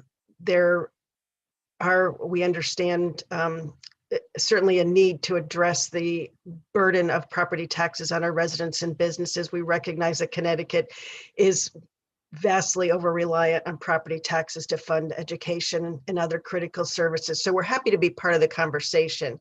But again, I think at this particular time, it's a very difficult conversation to have. In addition, we're very supportive of efforts to promote regionalization. However, I think you have to be careful about assuming that regionalization in and of itself is going to actually achieve cost savings, because there have been studies undertaken that have indicated that in some respects, regionalization will not reduce costs, may in fact increase costs. And so what our towns look at regionalization, they look at it, will it reduce costs? Will it improve efficiency, or will it enhance services? And based on those decisions, they determine whether or not to move forward with regionalization. I also want to point out that many towns, particularly our small towns in our rural areas, are already embracing regionalization. I mean, you look at towns in Northwest Connecticut, for example, most of those are resident trooper towns, which is truly a regional form of providing public safety services. They participate in a regional emergency dispatch program. Many of them are already in regional school districts. They also have regional animal control, and they're continuing to explore opportunities to regionalize services by consolidating either Board of Ed services and local government services, or by looking at other opportunities to regionalize services with their neighboring communities or other communities. And I think that's a very important effort that we need to continue to support. I think, as has been pointed out, a number of towns will not exceed a 2.5% property tax. 30 seconds. In large part, that's because people recognize that it's going to be very difficult for them to win approval of a budget that increases their property taxes by a significant amount. I did want to point out that 48 towns adopt their budgets at town meeting and 69 by referendum, and that was based on 2018 data. So clearly, I think towns have to be held accountable by their voters. They are accountable, and they're concerned about anything that would increase those taxes over time. But there are times when that does end up happening. So thank you. Hi, Betsy. Thank you for being here. Thank you for that testimony. Want to pick up where you sort of left off and where you began, which was that you had concerns about the cap. And I'm wondering if you can just talk a little bit more about that, given what you just said, which is that most towns don't ever even reach that 2.5% threshold. Some of them, like the community that I represent, Guilford, that has the referendum, obviously that is a check on that. But there have been times, especially in my community, where they have had to put forward big tax increases. And yes, maybe the citizens reject those. But the notion of this bill is that they couldn't even do that. And I'm wondering if you can talk a little bit about why you would oppose it if this is actually something that would not really impact most of your members because they don't often put forward 2.5% tax increases. Thank you, Representative. There are times when they have had to do that. So the Advisory Commission on Intergovernmental Relations actually prepares a document each year on municipal budget adoption experiences. So if you look at the data from 2018, there are actually 38 towns whose budget increased by over 2.5%. And so there are times when a town may end up having to increase their budget, which would obviously drive an increase in their property taxes. It could be because they have a large building project, infrastructure project. It could be because they have an influx of new residents. It could be for a variety of reasons. It could be because they face significant cuts in municipal aid. And as we know, municipal aid has been largely flat funded in many of our communities for a long time now, since probably 2008. And in some cases, they've seen decreases in funding. And we do recognize that the needs of our cities are great, and which is why we have supported the pilot funding bill that provides additional funding using a tiered system to our cities that have a disproportionate share of tax exempt property. But we also feel that you have to be mindful that small towns also have some tremendous needs. They get very little in municipal aid at this point. And if they do need to increase their property taxes to reflect that, they believe that because it's adopted at town meeting or because it's adopted at referendum, that it does reflect the will of the residents in their community.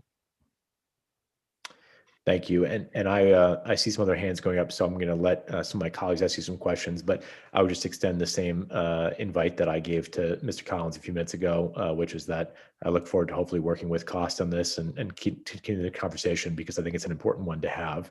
And I'm sure I can speak for you when I say that you're willing to have that conversation. So thank you in advance for that, Betsy. Yes, absolutely willing to be part of that conversation. Thank you. Senator Martin. Thank you, Mr. Chair. Thank you, Betsy, for coming and testifying.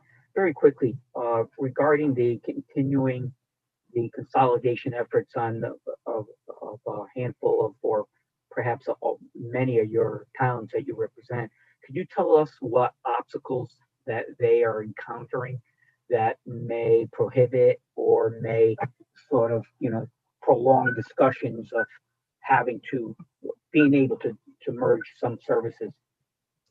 Sure. We do have a number of towns, as I mentioned, that are exploring opportunities to consolidate services between their boards of education and their local governments. So, for example, lawn maintenance and payroll, finance directors, things of that nature, maintenance, facilities maintenance. And in some cases, the boards of education simply are not interested in pursuing that discussion.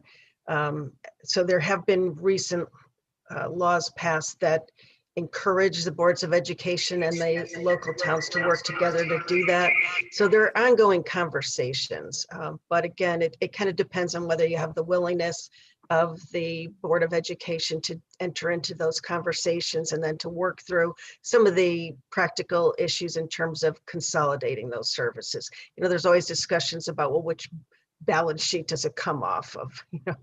How are we going to make sure that we can implement those efforts to consolidate services without undermining either the Board of Ed processes or the local government processes?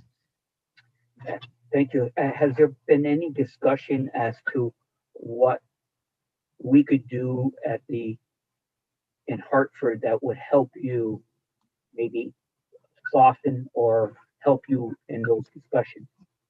Is there anything creatively, I guess, is the question, if that we could do to help you? Yes, we've actually have developed some recommendations along those lines over the years. For example, we have many small towns participating in regional school districts. Regional school districts are not required to have a regional board of finance. And we find that when the local boards of finance try to weigh in on what the level of the budget is, that because they don't really have a seat at the table, that their voices aren't heard. So the legislature did adopt a legislation to encourage the regional boards of education to have a regional board of finance, but they're not required to. We are finding that in towns that have been able to do that, that they are engaging in more robust discussions about how they can move ahead to either consolidate services or reduce costs. And that's important. And it reminds me that one of the issues that has come up with regard to ensuring that we don't have significant property tax increases is the whole minimum budget requirement issue that prevents towns from making any meaningful reductions in education spending because they're prohibited from reducing the amount that they spent from the prior year, except under certain limited circumstances. And that makes it really difficult for towns to reduce education spending in a significant way. Yeah, good point. That is something that we tend to, that sort of is an obstruction and maybe more of an obstacle, maybe not an obstruction, but an obstacle to overcome in some of these discussions here, particularly if you're going to talk about consolidating services that in particular, well, regarding the education aspect of it, considering that is most of the municipalities, it's 60% of their overall budget, right? For education on a whole. So thank you. Just one last comment, if you could, if you do come up with any other suggestions of how we could help you on the legislatively, that would be appreciated. If you could forward that to the chair or to us as a whole, that would be great to know. So thank you. I'd be happy to do that. And just to quickly highlight a couple of those, certainly we support making sure that the councils of government have a reliable revenue stream because their funding has been in jeopardy over the years or just not a predictable revenue stream. We also support efforts to ensure that we have equitable access to broadband, which will help facilitate some of these regional efforts, and also looking at the issue of coalition collective bargaining and how we can ensure that if you're trying to merge things like public safety answering points, that there's a mechanism in place to allow you to negotiate that so you're not negotiating with 3 or 4 or a dozen different collective bargaining units. I think you hit on something that is one of the major obstacles. So thank you. Thank you, Mr. Chair. Thank you. And I would note, as you know, Ms. Garrett, that is actually in this bill. Coalition collective bargaining would be allowed under this bill. So for the record, Representative Nuccio, followed by Representative Kavros DeGrom. Thank you, Chairman. Welcome, Ms. Garrett. How are you? Hi, thank you. I think you brought up, I'm well, thank you. I think you brought up a couple of good points and Mr. Chair, I'm not sure if you just addressed one of them, but one of the things that you mentioned that may come in to be a problem, and I'll be honest, I like the 2.5% cap, but where I see it as being a problem, and for instance, my 3 towns, one of my towns specifically, is losing the most amount of ECS credit in the state, $330,000 a year. That is an automatic revenue. We have to increase the budget every year because MBR doesn't allow us to make these adjustments to the education budget. So loss of revenues being part of that cap could be problematic. And also, as you mentioned, when we're dealing with teachers unions that are getting 9% increases over 3 years, that's 3%. And that's a major budget point on our increase in revenue. So Representative Scanlon, I think you just mentioned that a collective bargaining would still be allowed. So if we have collective bargaining that is demanding a 3% increase for wages, and education is 80% of our budget, how would we manage that with loss of ECS at $330,000 a year plus 3% increases for teachers and a cap at 2.5% that may not be achievable? I'm going to turn this question over to Ms. Guerra because she probably can explain coalition collective bargaining better than I can in regards to your situation. But if she can't, I will do my best to do it. Okay, thank you, sir. Well, I was referring to coalition collective bargaining specifically relative to regionalization. So I don't know if that gets into your situation, but the issue is it's just a mechanism, as I understand it, so that the town or the entity does not have to negotiate with several different collective bargaining units, but that there's some way of addressing all of those units.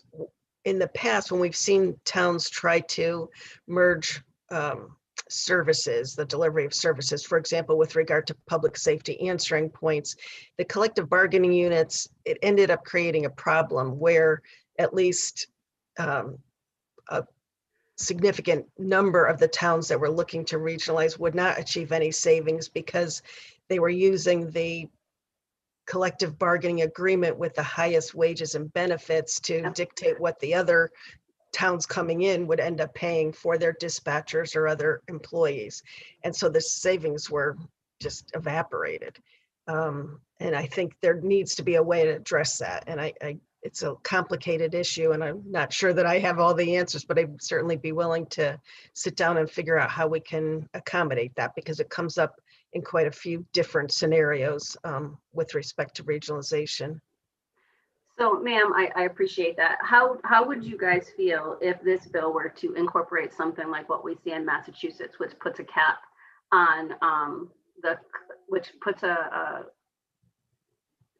strong language information in about unfunded mandates and the collective bargaining units, like the similar kind of legislation that they have in Massachusetts that helps maintain that 2.5% cap? Would cost be more? Certainly looking at unfunded mandates is important. And we do have, in this state, we do have our Office of Fiscal Analysis that does provide fiscal notes on various pieces of legislation to ensure that we understand what the cost will be on our towns. I think what they don't look at is sometimes the long-term costs. They usually go 3 years out.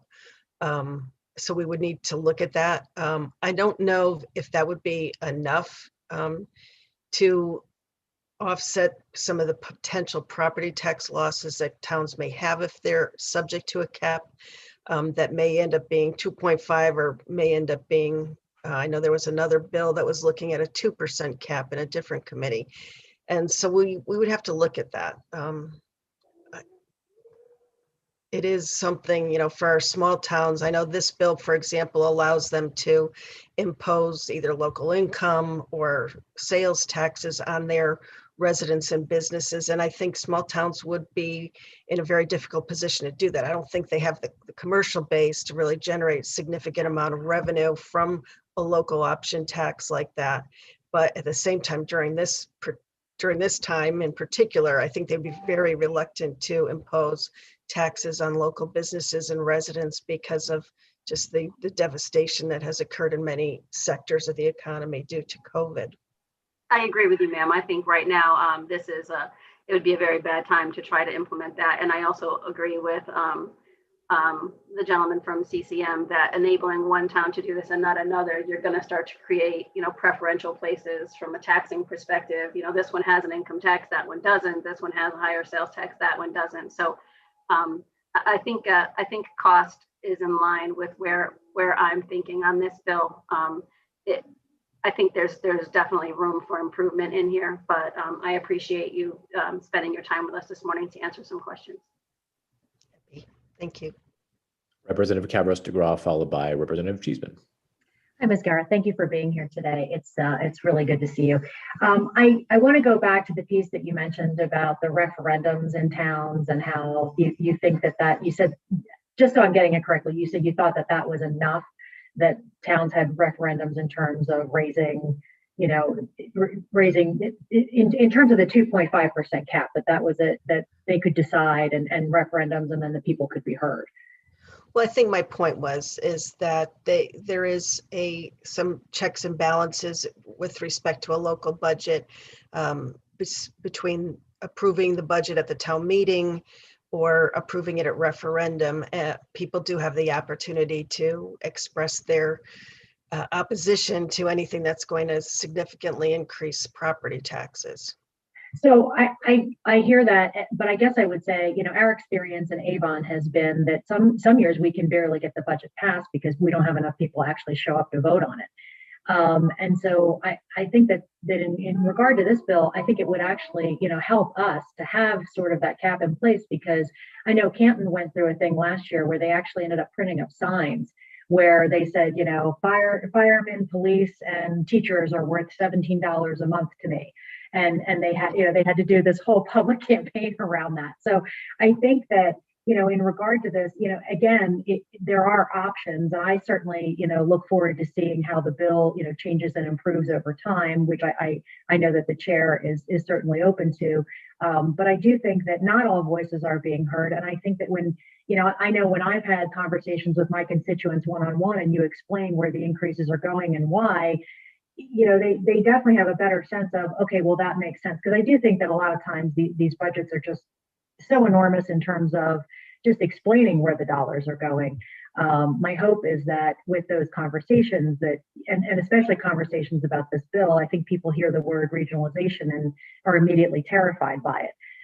Whereas, we've seen, in a state like Maryland, where they only have two dispatchers for the entire state for 911, there are cost savings to be realized. But what are some of the cost savings that you think are not going to be seen, that you had mentioned that it's not really going to be cost savings that we see?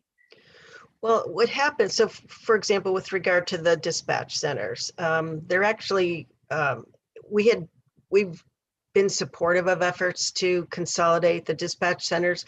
Unfortunately, we kind of missed the window where there was a significant amount of cost avoidance, because at this point, the dispatch centers have already had to upgrade their technology. And I've been advised that it won't result in any cost savings to the towns because the dispatch centers are funded by a fee on the phone service. And so there's really not any savings there. The towns that did try to proceed with efforts to consolidate found that because of the wage and benefit increases, that maybe one town would see a savings, but the other towns, and this ended up, this was an effort with 3 towns that were trying to consolidate, that the other 2 towns wouldn't end up saving. So it ended up falling apart. So, I do think you have to be careful about moving ahead with regionalization until you have a good idea whether or not it will either achieve savings. Sometimes it's about enhancing the delivery of services. But there are ways to begin to address that. I think if you're really going to be serious about a tax cap, you do have to provide towns with the tools to reduce their education budget. So put more flexibility into the minimum budget requirement. We've seen towns that have gotten burned when they've tried to reduce their education budget because the State Department of Education is trying to impose a significant penalty on them of 2.5 times what they were trying to reduce the education budget by. So you need to look at those things. You need to reduce unfunded mandates, but you also have to provide them with reliable alternative revenue streams. We do have in place the municipal spending cap now, which is a 2.5% cap. It doesn't have any teeth because it was tied to the municipal revenue sharing account, which has been largely suspended. So I think 30 seconds on question and answer. Kind of recognize that unless you address some of those things, have a reliable revenue stream, reduce these unfunded mandates, and fully fund either pilot or education cost sharing, it's going to be hard to have a cap that is meaningful. Thank you so much. In the interest of time, I won't ask another question, but I know exactly what you mean in terms of the dispatch situation, because we sort of ran up against that in our district. So thank you very much for your time today. Welcome. Representative Cheeseman. Thank Thank you, Chair Scanlon. Thank you for coming here today, Ms. Gara. And I just quickly, you touched on something that's been a constant frustration for me, the unwillingness, stroke inability of towns, I mean, you know, within themselves to do that consolidation in terms of, you know, shared finance director, shared maintenance, all those things. And we mentioned things the state can do to encourage that. We're talking about intermunicipalities.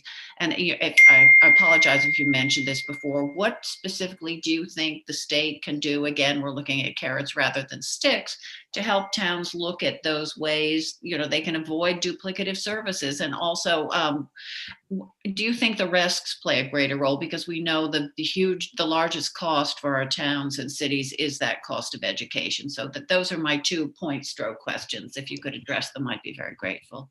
Yes, I do think that the RESCs and the COGS can and continue to play a vital role in facilitating the consolidation or the regionalization of services. And I know everyone says, oh, well, it's a dirty word. We don't want to talk about that. I'm finding that many of our small towns, if not most, are embracing efforts to address regionalization. So we need to make sure that they have the tools, that the RESCs and the COGS have the tools needed to be able to do that. I think that they work very well with their local municipal leaders to identify areas where they can be of assistance. I know there are efforts in other committees, for example, to develop a comprehensive GIS platform, which will help towns comply with a whole host of different requirements as far as assessment, as far as stormwater management and things of that nature. So there's a lot happening, and there are a lot of good things happening. And I think that, you know, as there continue to be budget pressures, towns have a built-in incentive to continue to explore those options. So we will be happy to identify that. Sometimes it's legal expertise in terms of drafting the memorandums, and the agreements have to be in place. There is a bill in the Planning and Development Committee that's intended to address that by providing that you wouldn't have to go through this whole very cumbersome process to pursue regional efforts. And I said that those are my 2 questions. One final one. So is there ever any attempt made to quantify the savings that would result to towns and cities if certain proposals were to move forward, whether it's regionalization, better, you know, joint buying, you know, with the RESCs, you know, why aren't they buying all the paper for the schools? You know, that sort of thing. I'd be very interested to look at some data. And if we don't have it for Connecticut, are there other states we could look to that have carried out programs like this that provide not only some good steps going forward, but also some examples of the good cost savings we can achieve?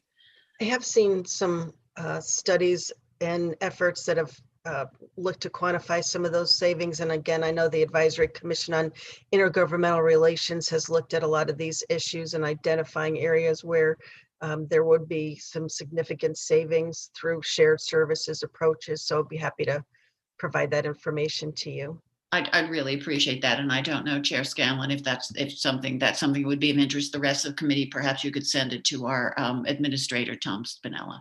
So thank you very much, Ms. Gara. Thank you so much, Chair Scanlon. Representative Mishinsky. Thanks, Mr. Chairman.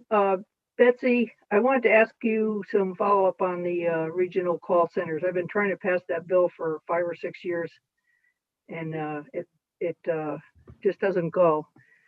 When Program Review and Investigations Committee existed, we had testimony that was a real potential savings for the towns based on experience of other states. And we had testimony that the whole city of Houston, which I think was 10 million people, only had 1 call center.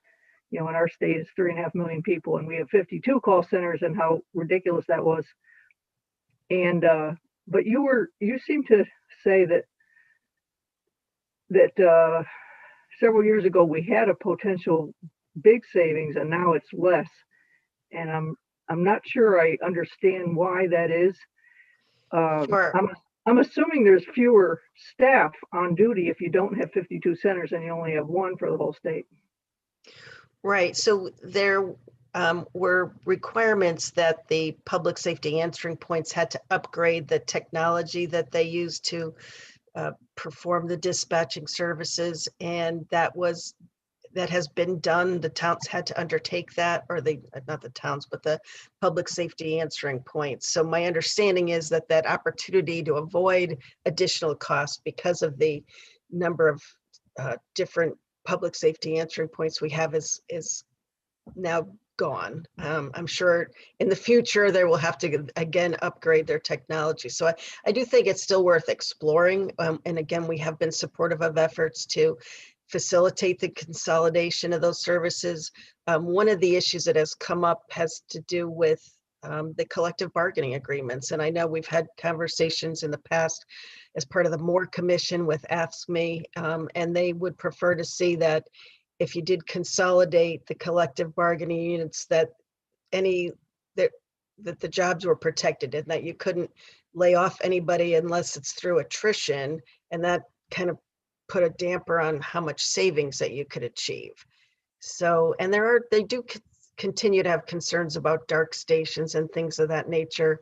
A lot of times the public and the police chiefs have opposed these efforts, but I know both COST and CCM have indicated that they will be supportive of efforts. So there is a bill that came out of the Public Safety Committee. We have concerns with that bill, but we are hopeful that we can work with the House Majority Leader, Jason Rojas, on those efforts, because it's his bill at this point. Okay, I'm a co-sponsor with him. I really okay, sorry.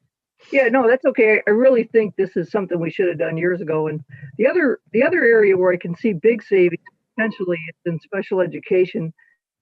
Could you talk about ways to make that more affordable for the towns if we can combine our forces and maybe have additional state aid? Yeah, I agree. There's been some conversations about regionalizing the delivery of special education. And I think that's a very important point. I don't have a lot of specifics on it, but I know that it has been something that the Rusks have talked about, and that they do believe it is something that would make a lot of sense, and it would, avoid that situation, and whether it's a perception or not, that people shop around for kind of the best district to provide special education services in their area, that we can make sure that we're providing quality education, special education service to all of our students without making them, have to move from here to there to find the best services. So I can look into kind of where those conversations are. I don't believe there's been a lot of movement on them, unfortunately. Okay, well, if you know of any, because you represent such a wide area, if you know of any regions that were particularly successful at stabilizing special ed costs, I'd love to hear about it. That's a big question mark in our town budget. It goes up and down year to year, and it's very unpredictable and drives the Board of Ed crazy. So if you can help with that on the regional level, I'd love to hear about it. All right, thank you. I'll look into that. Thanks, Betsy. Thanks, Mary. Senator Fanfara. Thank you, Mr. Chairman. Hi, Betsy. About 8 or 9 years ago, the Boston Fed did a study of Connecticut, need versus capacity. You may be familiar with this. The Connecticut school finance folks updated that last year. And I did a quick look at your membership versus that list while members have been interrogating you. And thankfully for you and your job, the vast majority of your member towns have capacity that exceeds their need, but some do not. And just a quick, I'm sure this is not complete, but just a quick look was Torrington, Stirling, Scotland, Beacon Falls, and Andover fall in the greater need than capacity part of the formula or part of the list. And so in that regard, and what that means is the town has less ability to meet their basic needs. We're not talking about gold line streets here, but basic needs, then they have capacity or ability to meet them. And so in this proposal, which seeks to take different routes to address those needs, And by the way, an increasing number of your towns will find themselves over the next 5 to 10 years being on the part of the list, sadly, of greater need than capacity.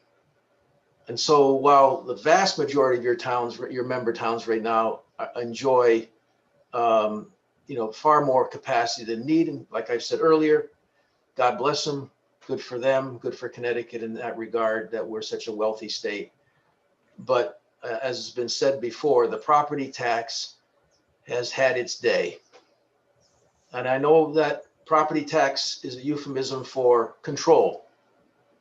But if towns really want to examine the direction that they're moving in, including some of your towns, maybe not all, and maybe many of yours will enjoy many years of greater capacity and need, but I guarantee you in the next 10 years, an increasing number of your member towns will find themselves on the short end of that list. So we all need to find a way to not just consider, as Randy said earlier, enjoy, be glad to be part of a conversation. But this hurts Connecticut because we're diminished as a state when property taxes drive business out or keeps business from locating in our state. And not every business cares about property taxes, I get it, but enough of them do. It also drives residents out of the state. And this is where Representative Wood and I agree. And that is that when people have a home in Florida and they pay property taxes about 20% of what they pay here, they say, why should I stay here? Why do I want to have a home here? Why do I want to pay taxes in this state? And they make decisions accordingly. So it really requires all of us, whether we are on the more greater capacity side of the list or moving towards or are already on the more need than capacity side of the list, to try to figure this problem out, which I know right now many towns in Connecticut don't see it as their problem. Some of them will in a short order, but it diminishes all of us irrespective of where we are. Thank you, Senator. And I agree. I think it is something that we do need to address as a state. And while there may be some towns that don't agree, I find in our conversations with our members that most of them do agree that we're all in this together. We love Connecticut. We want to make it work for everyone. And how can we do that? So we are happy to participate in a conversation about that, and more to your point than a conversation, but to actually start to develop some meaningful recommendations to move the dial on those issues. Thank you. Thank you, Mr. Chairman. Thank you. And Ms. Guerra, I look forward to continuing the conversation with you and Cost and this committee. So thank you so much for being here today. You're very welcome. Next up, we have Ms. Rodriguez, followed by Dan Miser. Lizalette Rodriguez, if she's here. I don't see her yet, but oh, here she is. Can I go back? Yeah. Okay, bye. Ms. Rodriguez, go ahead. Sorry about that. I'm so sorry about that. I was not expecting to be called this moment. Thank you so much for having me here today. So good morning, dear members of the Finance and Revenue Committee. My name is Lizalette Rodriguez, and I am a graduate social work student from the University of Connecticut.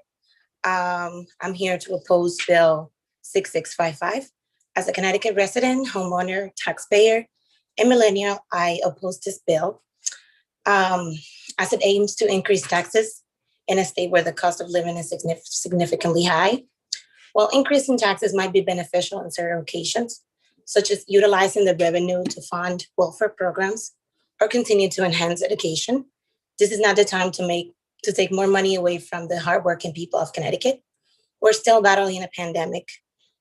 Small businesses are still struggling to stay afloat.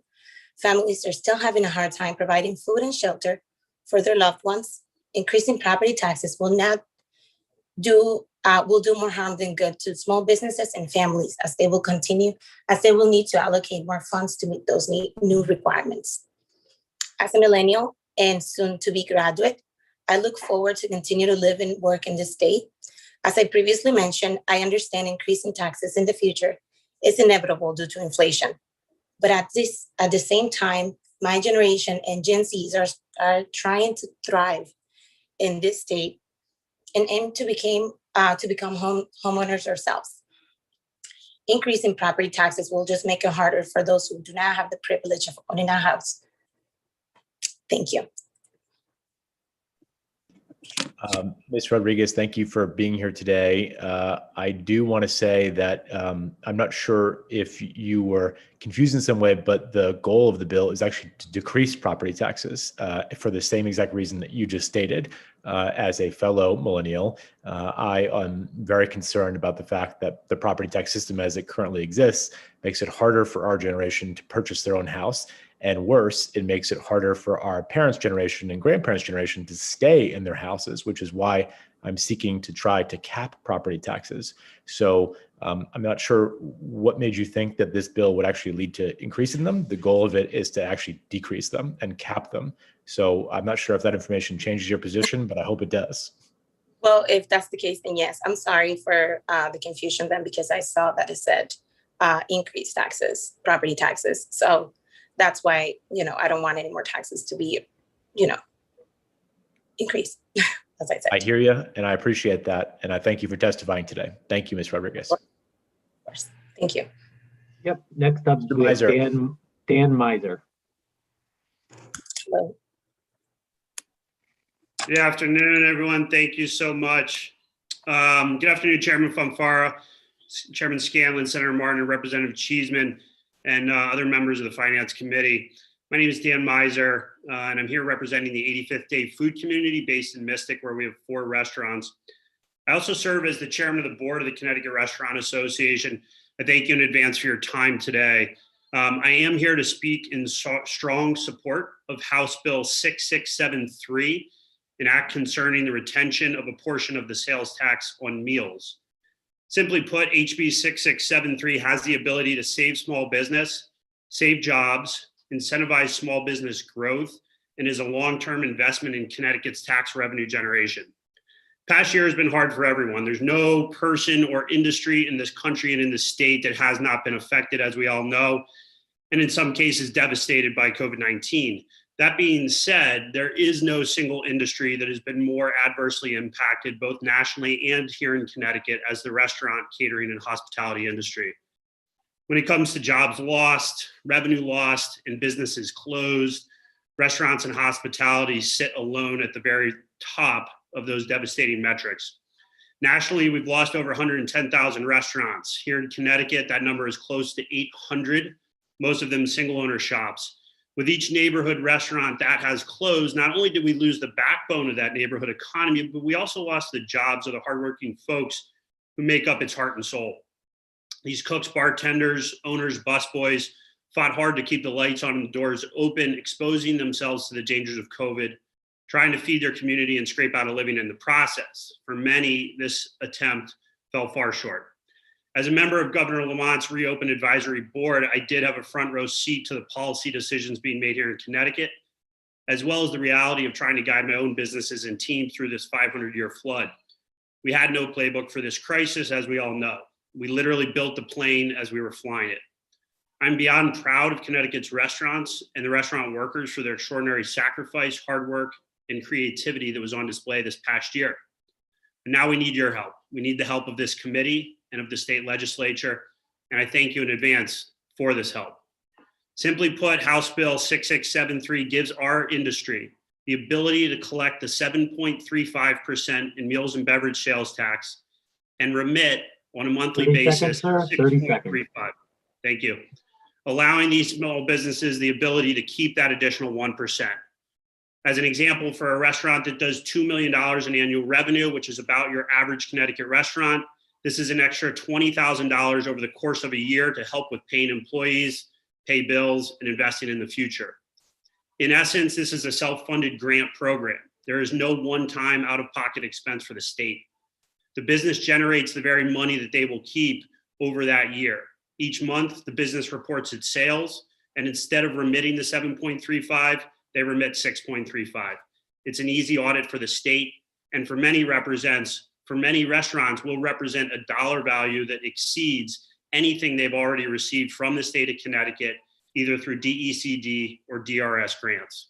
This is real money generated by the restaurants in-house. 3 minutes. 3 minutes.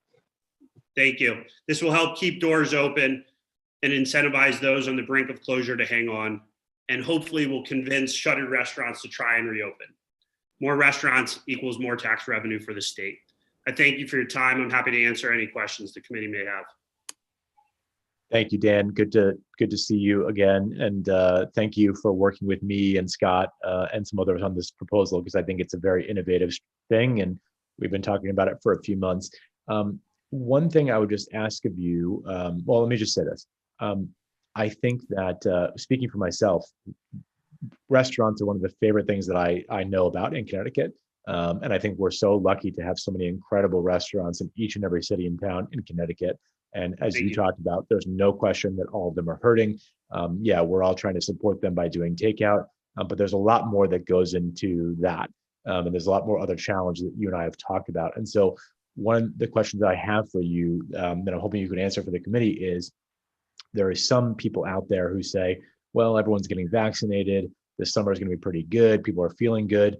Talk a little bit about the challenges that will still remain for a lot of folks in your industry that requires this, or why this would be so helpful, even if things are improving as they are. Sure. And that's a great question. So I think there's two parts of that. There's the historical piece, which is, what Connecticut's restaurants lost last year will take years to recover from in terms of trying to make up that lost ground. Personally, my 2 full-service sit-down restaurants were down 34% and 59% 2020 to 2019 year-over-year revenue.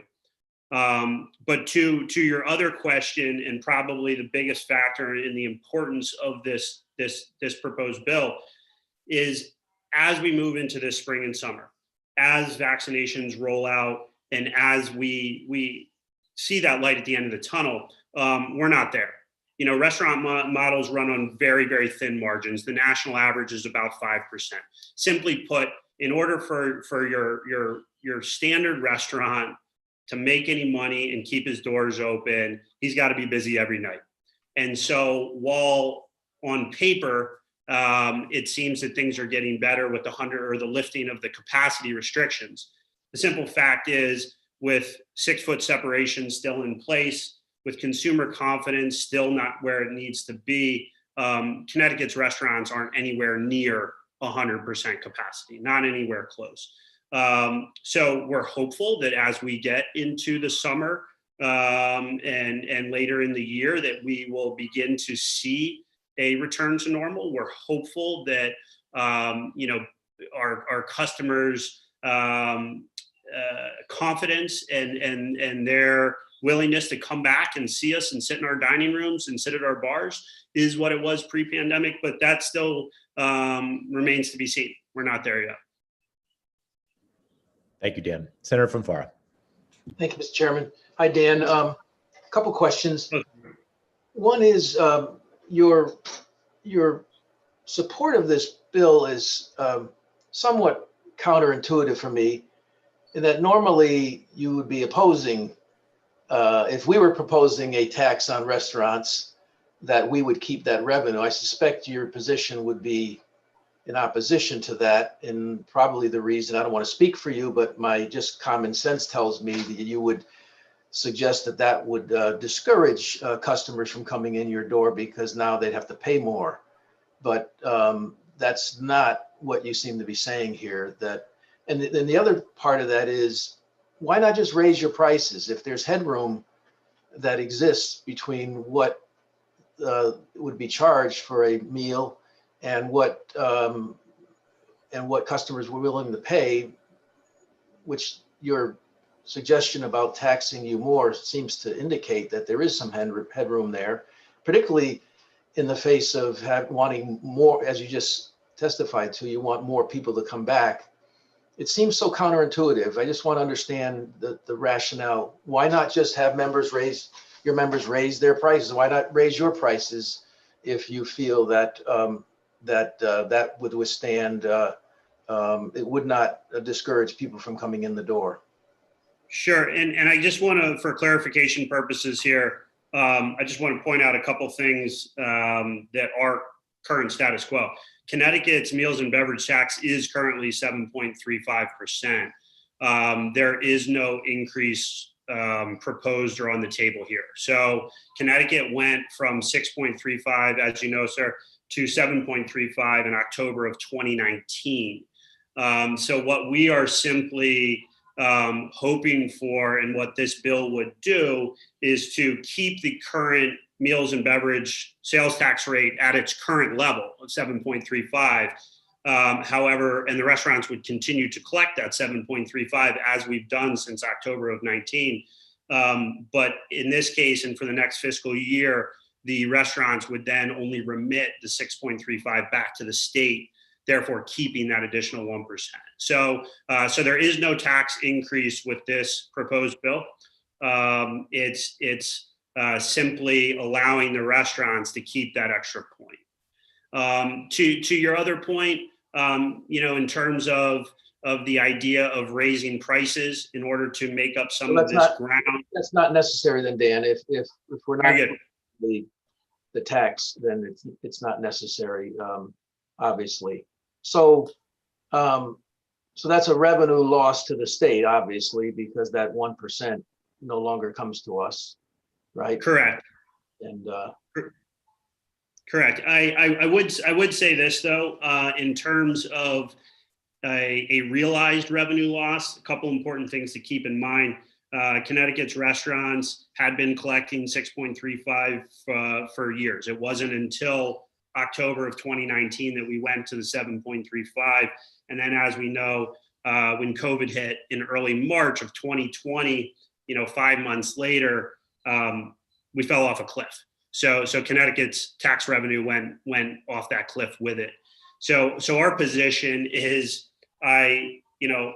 if I was in the position of committee members, for the long-term picture here, the idea that this 1 point hit for a fiscal year for the state, quite frankly, money that the state's only realized for 5 months anyway, that's a smarter long-term play if it has the ability to help keep some of these restaurants open, because a restaurant collecting no tax is not as wise as a restaurant collecting 6.35 for the next year and then 7.35 thereon after. We really truly do believe that this money for many places can and will be the difference between staying open and, to be honest with you, might even help incentivize some restaurants that are currently shut or shuttered or in hibernation, all these terms that have come out of COVID, to reintroduce themselves into the marketplace. so one more question, Mr. Chairman.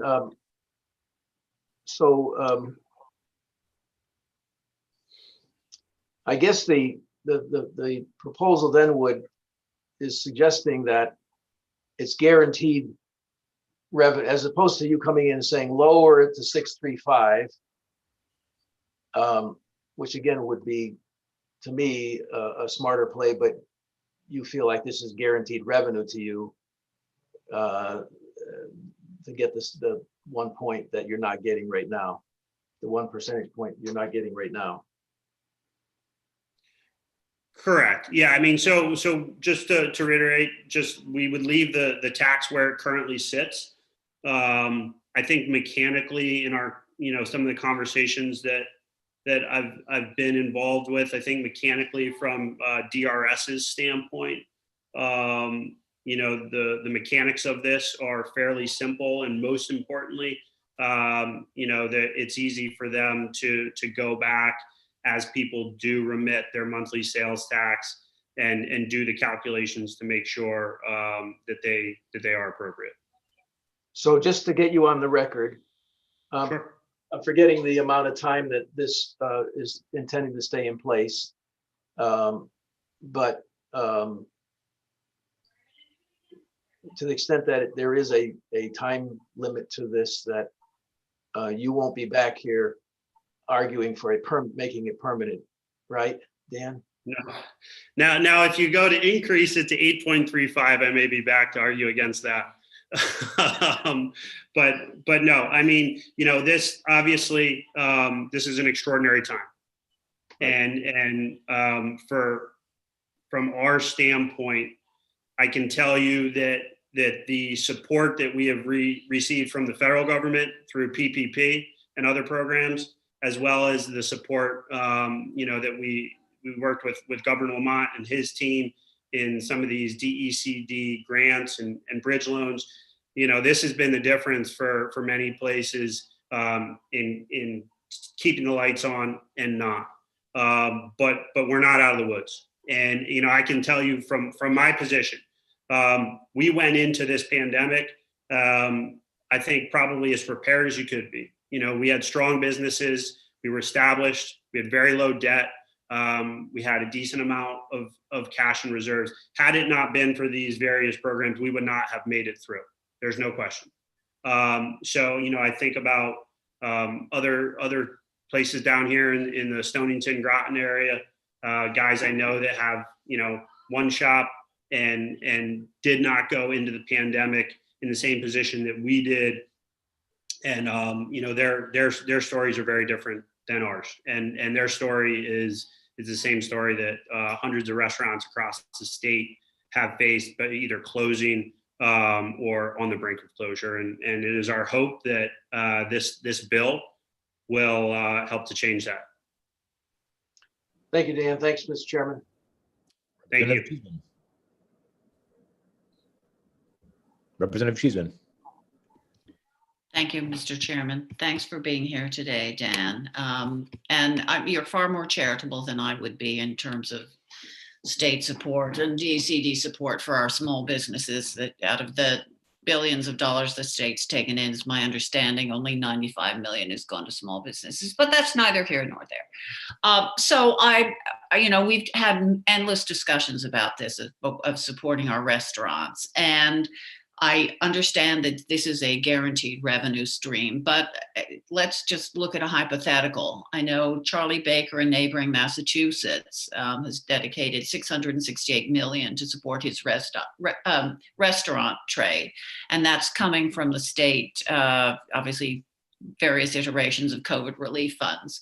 In the perfect world, would you rather be looking at this, or would you rather be looking at, here's a process whereby DCD is going to send out grants of up to $75,000 for your restaurants? Sure. There's no question that as we look around the region and around the country, there are other states, like you mentioned, Massachusetts, that have certainly committed substantially more dollars to small business grants and relief funding.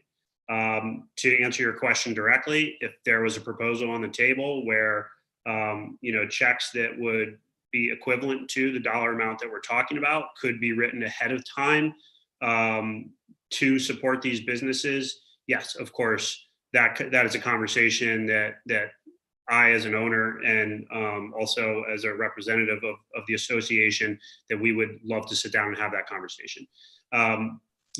For us, though, those options, based upon conversations we've had in the past and just being through this process the last year, it didn't appear that those were really on the table. So I do applaud, our leadership at the Restaurant Association and leadership in the legislature as well for coming up with this idea, because I do think it is a creative way that we can accomplish the same thing.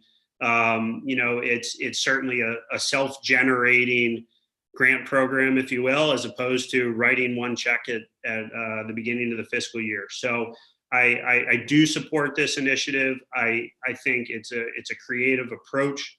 I think it puts in safety measures for the state because, look, there is that risk. You write that check early on, and unfortunately, if that business doesn't survive, 2-3 months down the road, the state, that investment in that business that, is money that the state no longer has.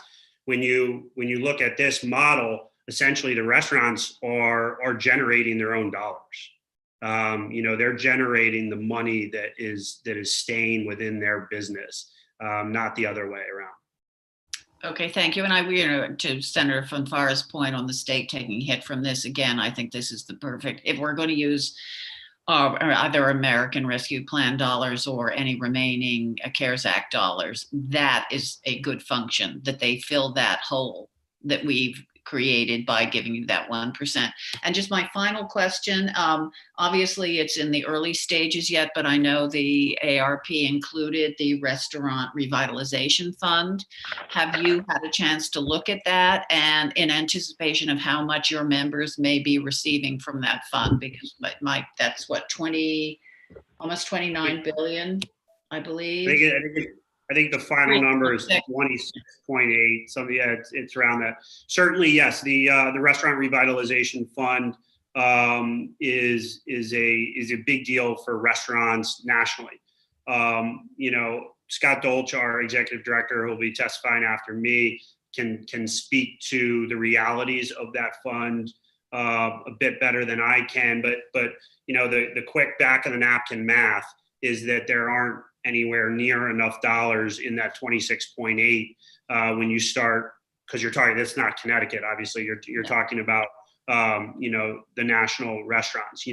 Last year nationally, restaurants were down $250 billion in revenue. So if the RRF, the Restaurant Revitalization Fund, is meant to be a stopgap for that lost revenue, they're going to need to add another zero to that number. So while it is a lot of money, while it can and will provide restaurants some much needed grant funding, there is no guarantee that everyone who applies for it will receive it. There's no way to really know how it will be distributed nationally, in terms of the application process, which is being put together by the SBA as we speak, has not been released yet. So there's still a lot of unknowns there. So simply put, yes, it sounds promising. Yes, it could be, and hopefully will be, an important piece of the puzzle for restaurants, but it's a little too early to start high-fiving yet. Okay, thank you. Thank you for your time. Thank you for your great restaurants. I tell you, Niantic's crying out for you, Dan. And I just want to echo, as we have this conversation going forward, we talk about the restaurants, but you mentioned the arts, culture, and tourism sector, and the huge hit is taken. And I know Senator Fonfara, in your district, you look at places like Hartford Stage, Excel, all those businesses, institutions.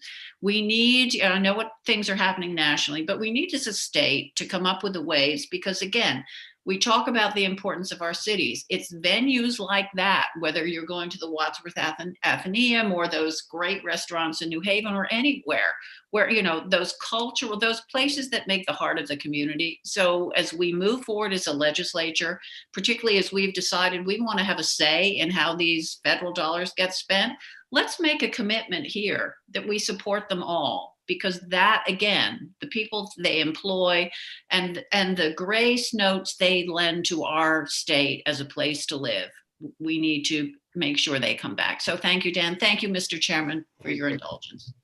Thank you, Representative. And I couldn't agree more. I just want to quickly say that I think there is a natural tendency among legislators right now to say, oh, look, the federal government took care of this. We don't have to do anything. And I think we have to be very cautious about that approach, because a one-size-fits-all federal solution is not necessarily the best thing for Connecticut and would not necessarily be applicable to anybody in Connecticut, whereas we have an opportunity here to create our own Connecticut-centric thing, which will make us unique, but also serve the needs of our unique restaurant industry. So I know you're not disagreeing with that, Representative, but just putting that out there for the committee to consider, I think it's an important point.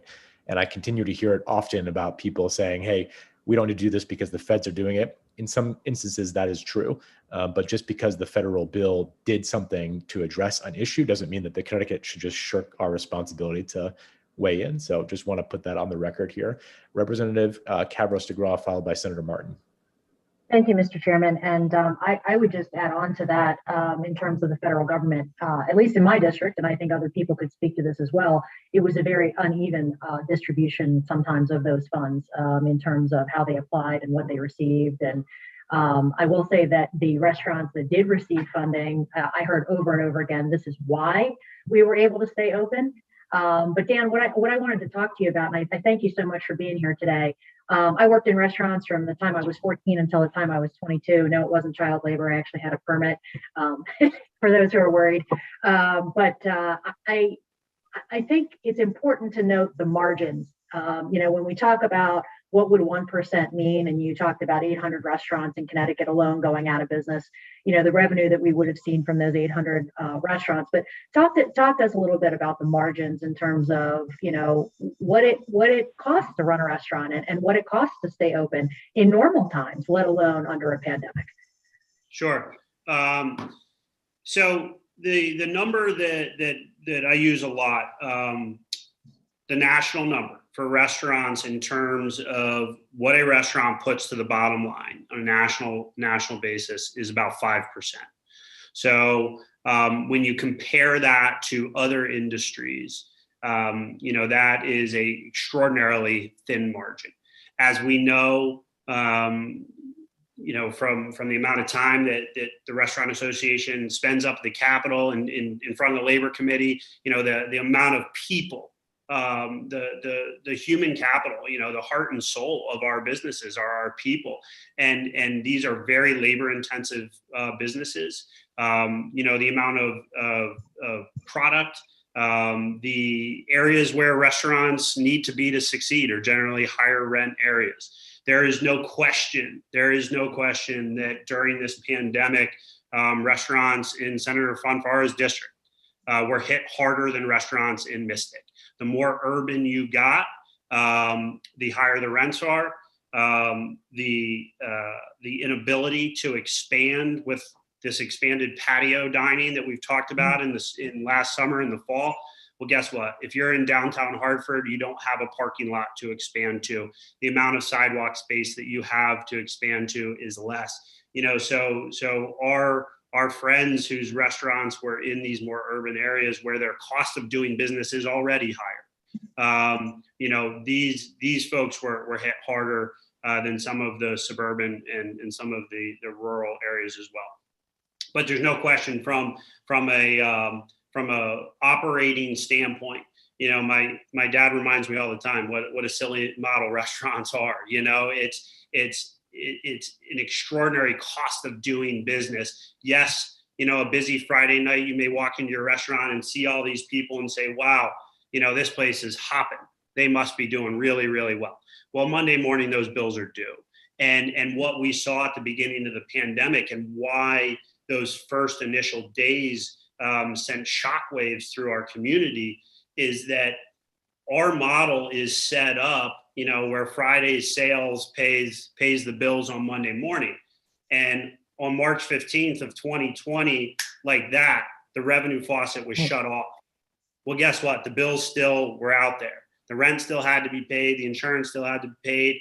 The coolers full of meat, fish, eggs, beer, wine, all that stuff didn't magically disappear.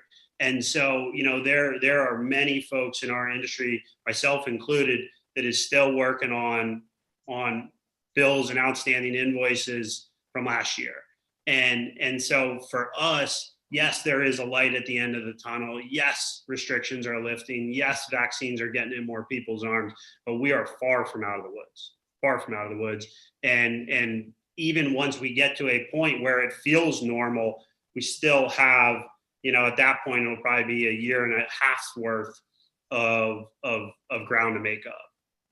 Well, and I would say, to the point that was mentioned earlier about just raising the cost, I mean, it's, those people who have chosen to support with takeout or those folks who already have felt comfortable going back to restaurants, a lot of them have taken hits in their own lives as well. So those same costs that you're talking about, the rent coming due and, maybe they were able to put off some payments and that sort of thing, they're all seeing that come due now. I had, a friend who took out an SBA loan that she thought would be forgiven and it's not going to be forgiven. And so, I think, we've been very lucky in the Farmington Valley. The takeout group that was created on Facebook, we have restaurant owners that have very clearly said it literally saved their businesses. But I think what you're saying is absolutely true, that, this is definitely a long haul problem. It's a marathon. It's not a sprint. And we just so appreciate all that you guys have done to keep your doors open. And we understand why some have hibernated. And I just want to also say thank you, because I know so many restaurants took those full freezers and refrigerators on March 15th and they donated to, food banks and food pantries. And so I think that when we talk about restaurants and allowing this 1%, we need to be very conscious of the fact that restaurants are the ones that we go to when we need things for auction items and when we have, baseball teams sponsored and other things. So that 1% is an investment, not just in our restaurants, but in our communities. So I just thank you so much for being here today. And we wish you the best of luck and keep moving forward. Thank you. I appreciate the kind words. Thank you, Mr. Chair. Senator Martin. Thank you, Mr. Chair. Just for clarification, so when we say meals, restaurants, I think a lot, we think of the a restaurant that we would go to in downtown, one of our downtowns. What about the banquet facilities? I'm assuming, and I don't want to assume, I guess that's why I want clarity.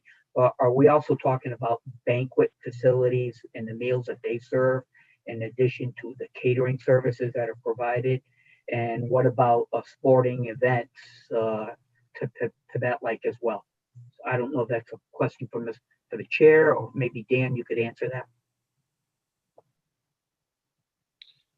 Yeah, I mean, I'll take a shot at it from our end, but certainly the chairman knows the bill better than I do. It's my understanding that certainly catering and event venues, that folks who are currently subject to the additional 1% of meals and beverage tax would also be subject to the language in this bill. In terms of sporting events and concessions, things like that, it is not my understanding that that's included in this language. But once again, I would defer to the chairman on that. Okay. Thank you, Dan. That's the only question that I had, Mr. Chair. Thank you. It looks like he stepped out.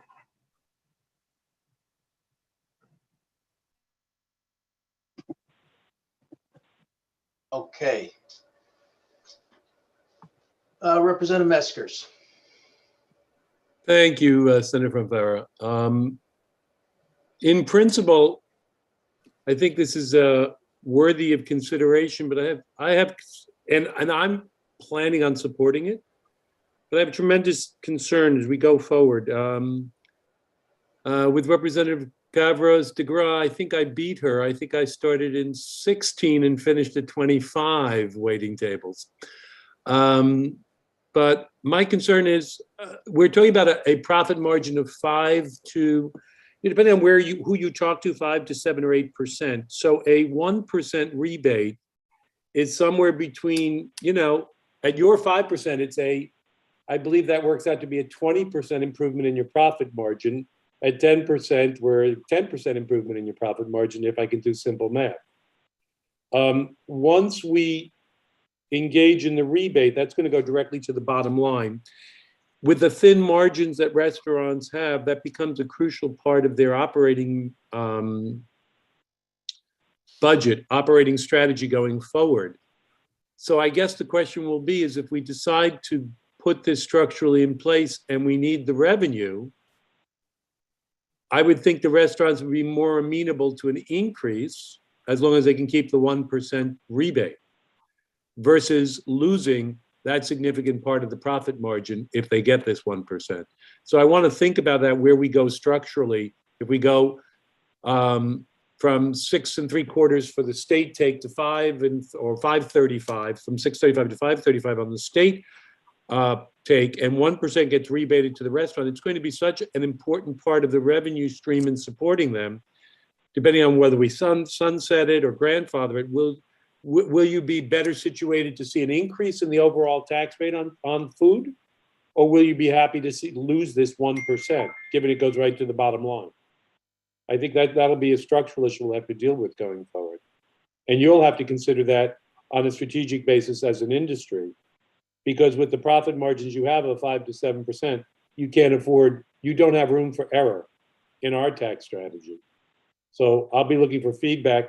I certainly am willing to consider it. I think all the reasons everyone has mentioned about the industry, your contribution to the state, your contribution to the communities, your contribution to employment, et cetera. I'm very much interested in considering it. You know, in the short term, my concern would be the impact to the bottom line of the state of the 1%, and then whether this becomes a permanent structural issue, and then how are we going to deal with that versus other types of activity, and are you willing to consider, you know, if it becomes if you're unwilling to give it up, do we have to gross up the tax rate for the restaurant business at some future date once the crisis is over? And those would be the, you know, I'd like you to comment on that now if you can. And Sure. And I'll leave it at that. Sure. I think you know, that your first point, it's my understanding right now that the bill as written is for one fiscal year, that it would not continue beyond that point. Would we like to have a conversation about continuing to keep that 1%? Absolutely. But right now, this is a substantial move and piece of legislation that we are supportive of, and fully understanding of what the state is doing by saying to us, go ahead and collect 735, but remit 6.35. We understand that it is a big ask, but obviously these are extraordinary measures and extraordinary times. To your point about profit margin, I guess for clarity standpoint, that 5% that I refer to, that's during normal times. You know, I can speak from my personal experience in our restaurants. We have yet to turn a profit in any month since March of last year. So while, you know, this past Easter weekend and the past few weekends in Mystic, it's been busy, capacities are increasing, we're buying plexiglass, you know, we have people who want to come to restaurants. We are not at a point where we are operating profitably yet. No. Let me interrupt. I agree. I 100% support you, and I understand what you're saying. My point is, a year from now, how will you feel about the revocation of that versus an incremental 1%? You'll have to think about that, because this does go to the profit line. And I'm not arguing. I'm saying you may be creating a strategy that we may have a problem unwinding, is my only concern. Fair enough. No, I understand your point, and well taken. 30 seconds on question and answer. 30 seconds. I guess what I would say to that is that, you know, hopefully a year from now, when you know, March of 2022, when this bill would expire, hopefully we are at a point where we're back to as much of a normal business and operating structure as we were pre-COVID. And at that point, you know, folks are going to have to, and restaurants are going to have to operate without this.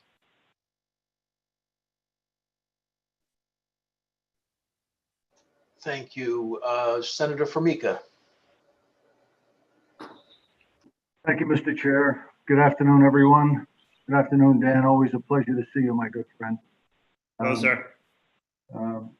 You know, this is an interesting bill for me, and it kind of represents some conflicts in my mind. I understand that there would be a small amount of money going to the restaurants as a result of capturing a percentage of the sales tax.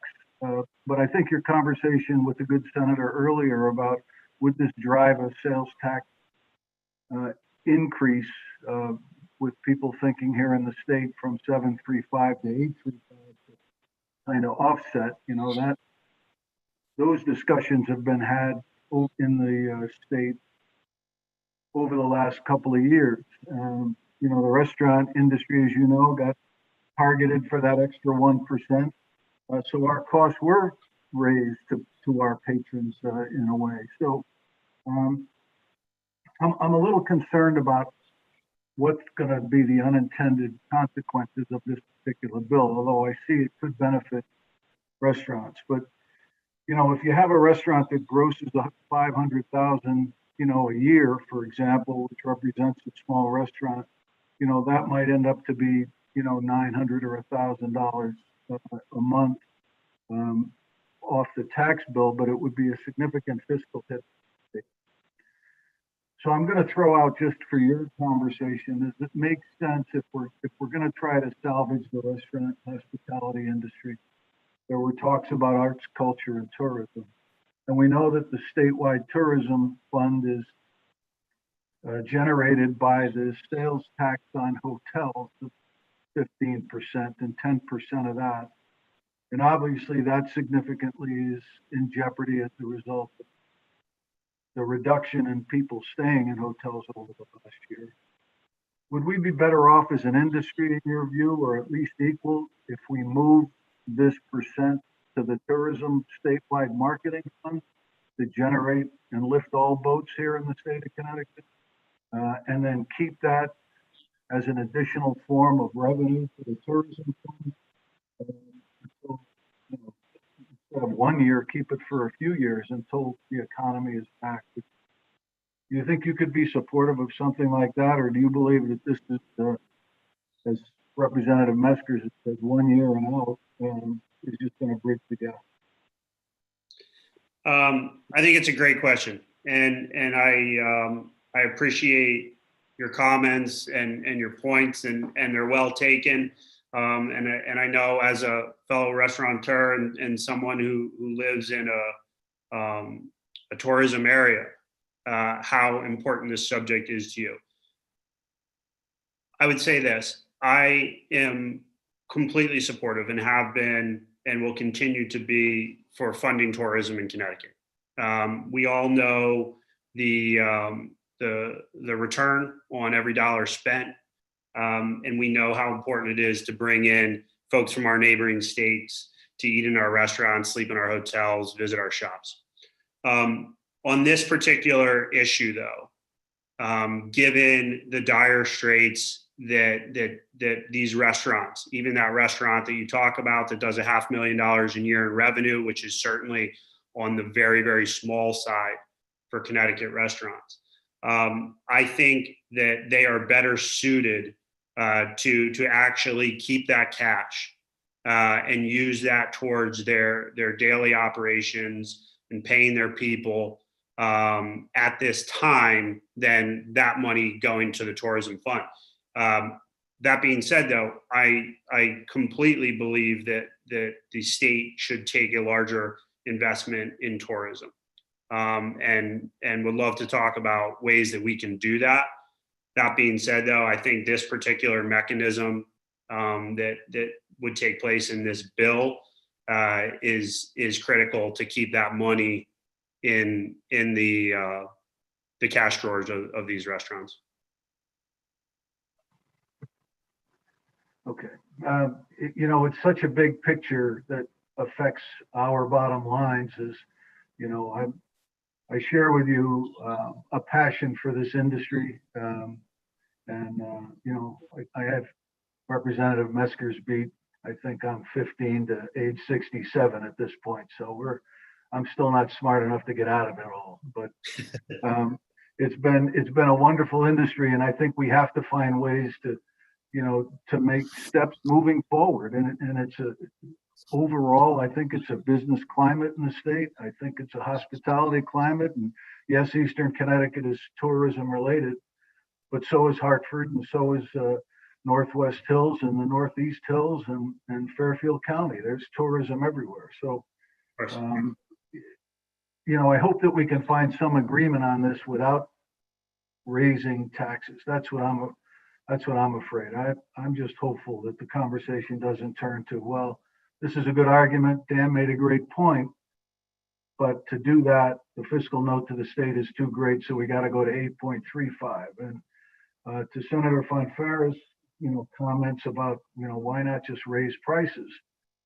you know, we're looking at ways to lower prices to get people in the door because people simply haven't recovered financially, either in terms of regaining employment, regaining full employment, opening their business that, you know, to certain levels, or even opening their business at all. So raising prices is the last thing you want to do at this point in time. You want to get people in the door. So I thank you. I enjoy your restaurants. I found out about your olive bread at the new place, the pizza and bakery. What a great bread that is. So I encourage everybody to go there. But anyway, thank you and good luck in the future. And thank you, Mr. Chairman.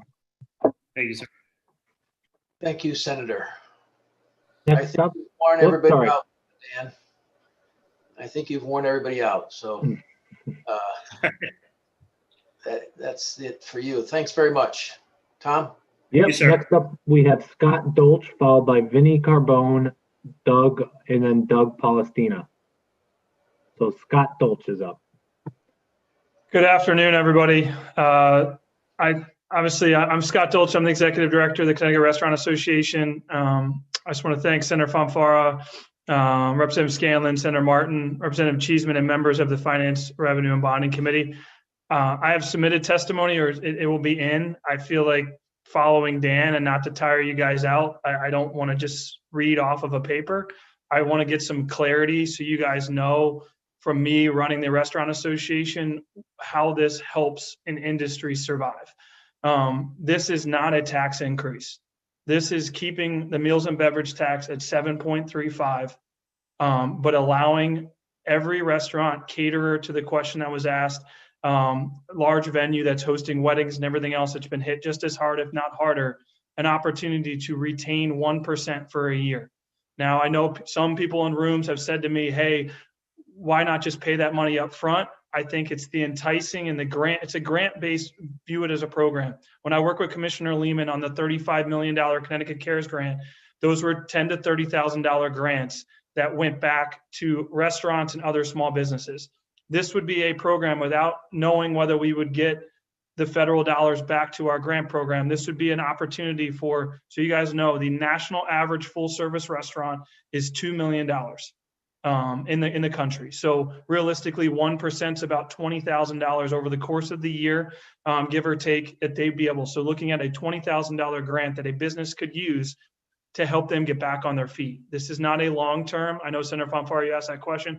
This is not a long-term play for us. This is a how do we get creative about getting dollars into the hands of these businesses, and also we've lost, to Dan's point, almost 800, over 800. Over 1,000 with temporary closures. And that number, I fear, is going to continue to grow because Dan talked about the year of loss.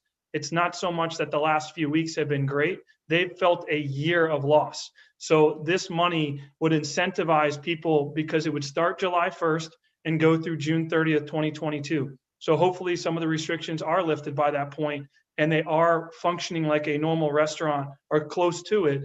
And they can start as another, if they're doing 4% or Dan's not turning a profit yet, but let's just say he's breaking even. That 1% makes his restaurant profitable again to pay off his debt.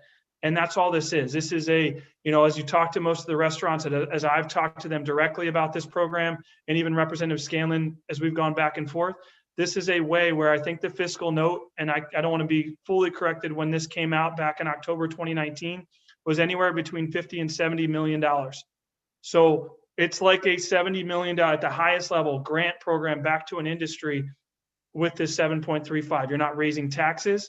You also, to Dan's point, you have not, the state has not seen this revenue because it was only in play for about 4.5 months before the pandemic closed our doors. So to say that there was a lot of revenue being brought in by the state with this 1% increase, it hasn't been there yet. So asking for the restaurants to realistically keep it for a year and then going back to 7.35, the state gets that 1%. So I just thought it'd be easier to try to answer some questions. If I read off the paper, you can read my full testimony about the amount of loss. You know, the $270 billion our industry has lost across the country. To answer Representative Cheeseman's point about the Restaurant Revitalization Fund, there's only $28.6 billion in there. There's not going to be enough money, and I'm worried about how many Connecticut restaurants are actually even going to be eligible for that and get it. and receive it, because it is going to run dry very quickly. And I don't think they're going to surplus it, as I talked to Senator Blumenthal and others. I hope they do, but I'm looking for every creative way. And I think Representative Scanlon made a great point saying, as a state, I hope that we continue to look at ways to help get this industry back on its feet and hopefully help some of those 800 that have closed, maybe reopen their doors again and come back. Even like Senator Fanfara in your district, knowing Hartford all so well and down there all the time, I'm so in fear of how much debt and carried loss by those restaurants if they're going to make it. And that's what this is really about.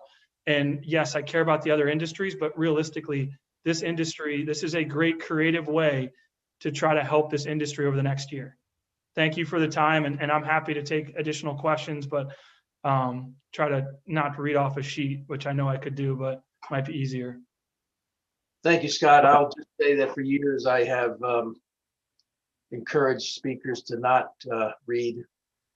You don't get the full attention when someone's reading as you do, as you just spoke extemporaneously. So it's very effective, and I'm glad you and Dan did not. But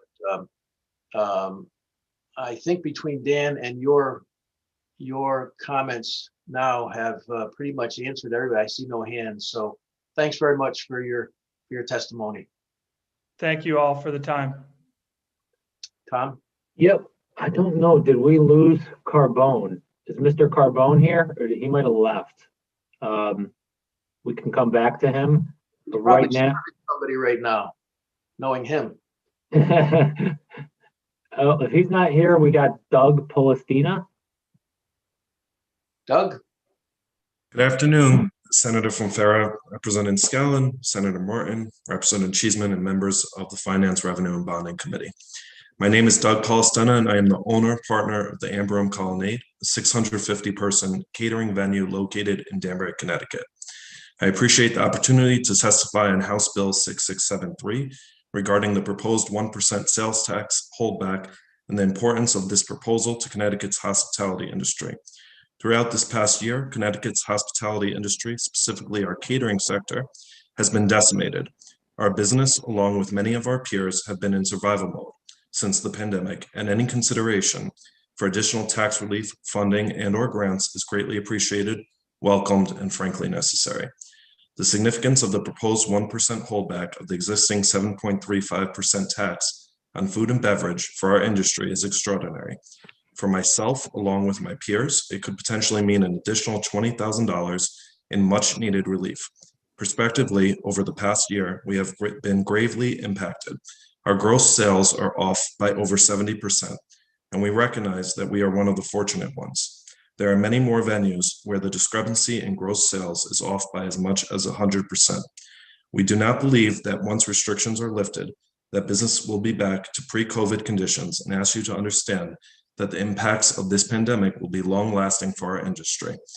With having the 1% tax issued back to restaurants and caterers spanning over the next year, it will be a welcomed funding source that will help our industry survive and move forward. I thank you for your time and consideration, and I'm happy to answer any questions that any member may have. Thank you, Dan. Representative Cheeseman. Thank you, Chairman Fanfara, and thank you so much for coming here today, I Mr. apologize. I should say Doug. I'm sorry. Representative Cheeseman, I'm sorry. Thank you. Thank you. Can you just describe, I know restaurants have taken a big hit. Some of them were able to pivot successfully to outdoor dining and to takeout. But for someone running a catering venue, where up until recently, indoor gatherings were capped at 25, could you just describe the effects of the pandemic on a business like yours? Because I think I would love to hear it from you and have the other members hear really what a toll this has taken. Thank you very, very much, Representative Cheeseman. So for the catering venues in our industry specific, it's been very tough. For my venue specifically, we host quite a lot of events, and we had to pivot very quickly. From March 13th to June 17th, we were precluded from hosting any type of event. So for myself, we quickly pivoted. We teamed up with our nonprofit community, our foundations, our local municipalities, and we were able to change our business model rather quickly. To date, we have served over 35,000 meals to people in need. all doing so while at cost. But by doing that, it's helped us been able to keep our doors open and to keep people employed. We had to furlough a majority of our team members. Events are starting to come back, but slowly, and there's still a lot of hesitation. Whereas within restaurants, you have the 100% capacity, but as Dan mentioned, it's not truly 100% because of the spacing and so forth. But for us, we are still capped at 100 people indoors, 200 people outdoors. That makes it very difficult for us to host an event such as a wedding where the average wedding is 150, or even a prom where we do upwards of 700 people. We're trying to think very creatively. I talked to a lot of my peers in the industry, and some of them just said, we can't take the risk at this point in time, and we're going to wait until restrictions are eased. For us, that was not an option, but it is very challenging. And we continue to face that challenge, even with events in August or even September pulling back and waiting till 2022. So we've lost a significant amount of revenue. Thank you. And I know, just wearing my other hat, like so many nonprofits, where typically we have one large annual event as a fundraiser. Because of the pandemic, we went virtual. And even this year, you know, when you're planning, I know of so many places that would ordinarily have used venues like yours who are, well, what's it going to be like in August or September? So as you say, there is hesitation out there. Well, I thank you so much for your testimony. I thank you for persevering. What a great example you used of supplying those meals at cost. And it's, you know, it's the work of people and the people you employ, again, so important to bring back some health to this sector. So thank you for your time. Thank you for coming here today. And thank you, Chair Fonfara. Thank you, madam. I think that's it, Doug. Thanks very much. Thank you, Senator. Yep. Next up, we have, well, the last person, Francis Pickering, unless Mr. Carbone comes back, this is it. Francis. All right. Thank you, Senator Fonfara, Representative Scanlon, and members of the Finance, Revenue, and Bonding Committee. I'm pleased to be here today. WestCog is commenting on House Bill 6655. I won't read through all of my testimony, but make a couple of points. Connecticut, as you may be aware, our municipalities are the second most dependent for property tax for tax revenues on the property tax. 98.6% of local tax revenue comes from the property tax, and that compares with about 72% nationwide. So WestCog is extremely supportive of any proposals that would allow municipalities to diversify their revenue base beyond the property tax. Obviously, we do support a fully funding pilot, but we believe that is not sufficient to address many of the issues that have been called out today. Our proposals in here include broadening the sales tax base, allowing a nominal decrease in the state rate, and then a local surtax could be added to that, which would keep us no more than 6.35%. Considering changing how we tax goods and services compared to shipping and handling, we've seen our commercial tax base essentially be undermined by online shopping. It's causing real problems for our towns. The state is continuing to collect 6.35% on internet sales, but our towns are losing a lot in commercial tax revenue due to depressed values. And allowing municipalities options in how they use the tax, potentially not just using it for reducing the mill rate, but providing an exemption on the first X number of dollars for residential housing units. This would help address concerns about regressivity in the property tax. Last but not least, we'd also like to explore the possibility for municipalities to charge increment taxes on the property tax to account for the cost of providing special services such as sewers. This would eliminate the need for special services districts or special taxing districts and reduce administrative overhead, and permit municipalities to charge fees to users of municipal services who are tax exempt. Currently, municipalities may do that if they move everybody to a fee-for-service structure. However, they forfeit the federal tax advantages when they move away from an ad valorem property tax. We did hear today about concerns about leading to a panoply of different local tax structures. We are very concerned about that ourselves. We do not want to see a situation where people are innovating beyond control. We do support local innovation, but we need to make sure that we have the same exemptions, the same base, the same formulas, et cetera, so our tax system does not impose an undue burden on government for administration or on businesses for compliance. So I would refer you to the national streamlined sales and use tax agreement. I have included that in my testimony. 23 states, including 3 in the Northeast, have signed on. It allows for local taxes in a way that's really efficient and cost effective and minimizes compliance costs. We would not necessarily be opposed to a cap on the growth in property taxes, provided that there are requirements for cost control. Massachusetts is an excellent example on this, and I thank CCM for their testimony.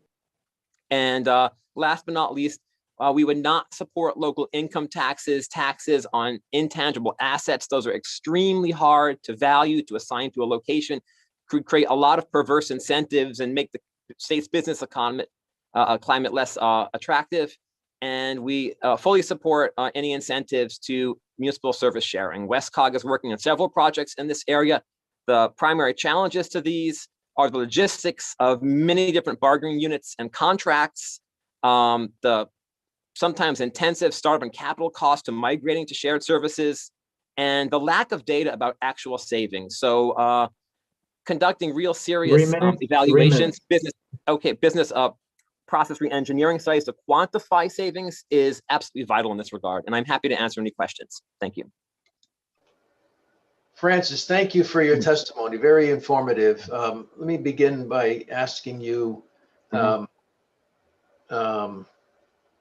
you spoke about well, first of all, regarding the sales tax and the loss of revenue from brick and mortar versus online.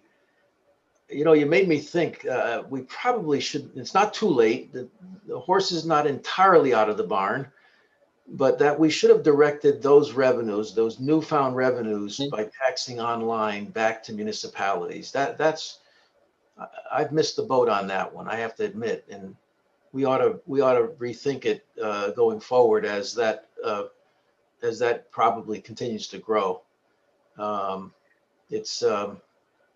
It's low-hanging fruit because it's new revenue. We're not taking from, you know, there's not ownership already of revenue that hasn't come in yet.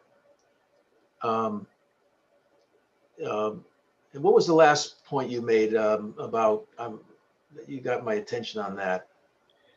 Was it regionalization or intangible assets, streamlined sales and use tax agreement? There are a number of bullets in my testimony. Sorry for the density thereof. Well, I'll try to remember before there's Representative Cheeseman has a question. I'll try to remember before you're completed answer. If I may quickly respond to your first point, in the current state sales tax, the same 6.35% rate is not applied to everything. So we apply a higher tax rate, for instance, to restaurants. We apply a higher tax rate to so-called luxury goods. The state could differentiate how it taxes and, for instance, reduce the tax on goods and services and increase the tax on shipping and handling.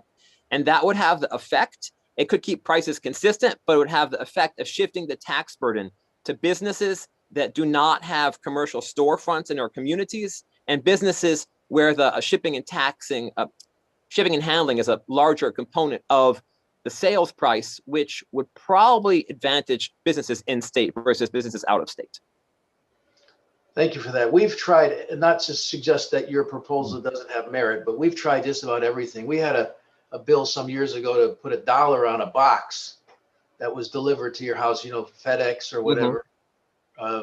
Senator Miller is nodding her head, and she remembers that. And years ago, my predecessor, Senator Daley, had a similar type of bill.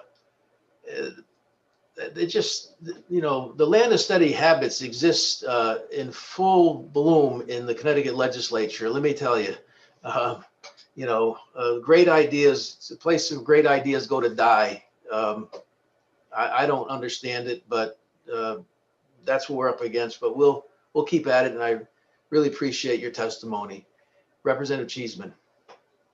Thank you. And just to jog your memory, Senator Fonfara, I don't know if you're referring to his what he stated, the difficulty of quantifying these gains, because I think that ties into a question I asked Ms. Gar. I'd love to see some examples of how regionalization and how these things resulted in real savings. But thank you, Mr. Pickering. My question to you is, and Ms. Gara mentioned this, in terms of state funding for the COGS that would allow you to, again, help towns with regionalization, better carry out your functions.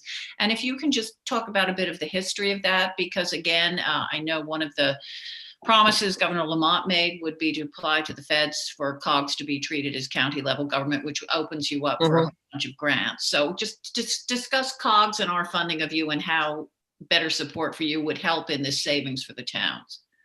Thank you, Representative. So the COGS are funded through a variety of sources. Primarily, federal transportation funding is our number one funding source, and that is for a very specific scope of work for regional transportation planning. Our second largest funding source is the state's regional services grant, and we are very appreciative of that. And that's a wonderful grant because we can apply it to look at any service of interest to towns and how we can achieve efficiencies and improve quality of service. And then our other funding sources are generally local dues. So the real challenge here is that the regional services grant, and it was formerly called state grant and aid, has fluctuated from year to year. In recent years, we thank the General Assembly for bringing some stability to it, though we have faced rescissions and holdbacks that were larger than practically anybody else faced, up to 40% in 1 year. But our funding has varied under this program by over 50 times. And when the funding is that variable, it makes it very hard to have projects that continue from 1 year into the next, especially when there's a drop dead date of June 30th. Your study has to be over. The biggest challenge with regionalization is that the track record on forced regional consolidation around the United States, Canada, et cetera, is very mixed. In some cases, it has saved money. In some cases, it's cost more money. And it's like any business merger or acquisition. You have to do your due diligence. Municipal governments, they're not businesses, but they're involved in many, many different lines of business, and they're very complex. Especially the larger they are. And so we need to do our homework and go through, essentially bring on expert consultants who can price everything out and see, will we actually save money? So for one example, we used RSG funds from OPM to look at building a shared computer-aided mass appraisal system. And the return on investment our consultants determined was negative. So we did not pursue that. We are currently looking at consolidation of public safety answering points in our region. That most likely will not save any money, but it will potentially save lives because it will bring us up to meet federal standards in terms of response time, staffing, et cetera. People love to say regionalization or no regionalization. Really, every single case is different. And the best thing we can do, in my belief, is fund the necessary studies to determine whether to move it forward and how to do so. Studies that don't get shelved, but studies that actually lead to action. This bill does provide funding for regional services, but there's a lot of concern in the region that funding may be pulled back in future years when the state encounters financial straits. And the goal of regionalization really should not be to make the towns more dependent on the state, but to encourage the towns to save their own money. Okay, thank you. Yes, our land of broken promises, as I spoke. Okay, thank you so much. And again, I would be very interested. One, I think your point is well taken, that if we're going to do this, we have to know what the real return on investment, and it may be it's not going to save money, but as you said, saving lives, which are, priceless. And the other point is, again, consistency as we fund things. I mean, I don't have to, share with everyone else sitting here the frustration as we promise certain things and then because of exigencies in the state budget, take them away or postpone them or force the governor to do. So thank you. Thank you for your time. I appreciate your testimony, and thank you, Chairman Fonfara. You're welcome. Thank you, Madam. Senator Martin. Chair, I'm all set. Mr. Pickering answered the question through Representative Cheeseman's question, so thank you. Thank you, sir. Francis, I think that's it, but I do remember my question now, so I'll ask it. And it actually is going to be about a bill that will be coming before us. And it may end up being partnered with this bill in the end, depending on what we decide on either of those. But this would require OPM to begin to offer services to town on a voluntary basis.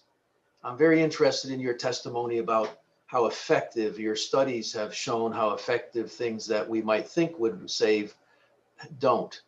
And so I think we all need to pay attention to that instead of just, including myself, holding on to beliefs that just because we consolidate or whatever, that necessarily would result in a better outcome. But I don't remember who it was that said, but I've looked at other states, Florida, California, that have county government, and there's one police department, not 169. And by the way, those counties are about the size of Connecticut. So it's not disproportionate in that regard. But I look forward to your testimony. I hope you will testify on that bill as well when it comes before the committee. Happy to do so. And I would just reiterate, we believe there are real savings to be found in regional approaches and shared approaches. And towns do have a financial incentive to pursue them. One of the biggest impediments is a lack of information. And towns, it's hard to find a spot in the municipal budget to pay for studies, because there's a belief that studies don't actually result in outcome. But without the study, we know there will be no action. It's a necessary precondition. And so that's where we see the state really being able to help us and act as a resource to give us the information we need. And in some other areas, provide assistance with cost control, enable municipalities to simplify the logistics of sharing and consolidate. So thank you. Thank you. Tom, I think that unless... Yep, that is it. I think Vinny's coming on here. Is he? Right under the wire. Vinny, you have the floor.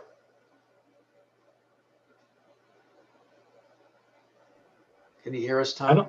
I don't see him. You see him? I do see him. Oh, okay. I don't know if he can see us then. Vinny, I don't know if you can hear us, but you have the floor. Oh, yep, he should be ready now. Looks like.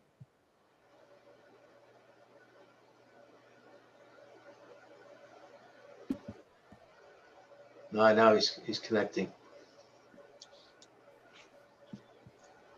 Mr. Carbone.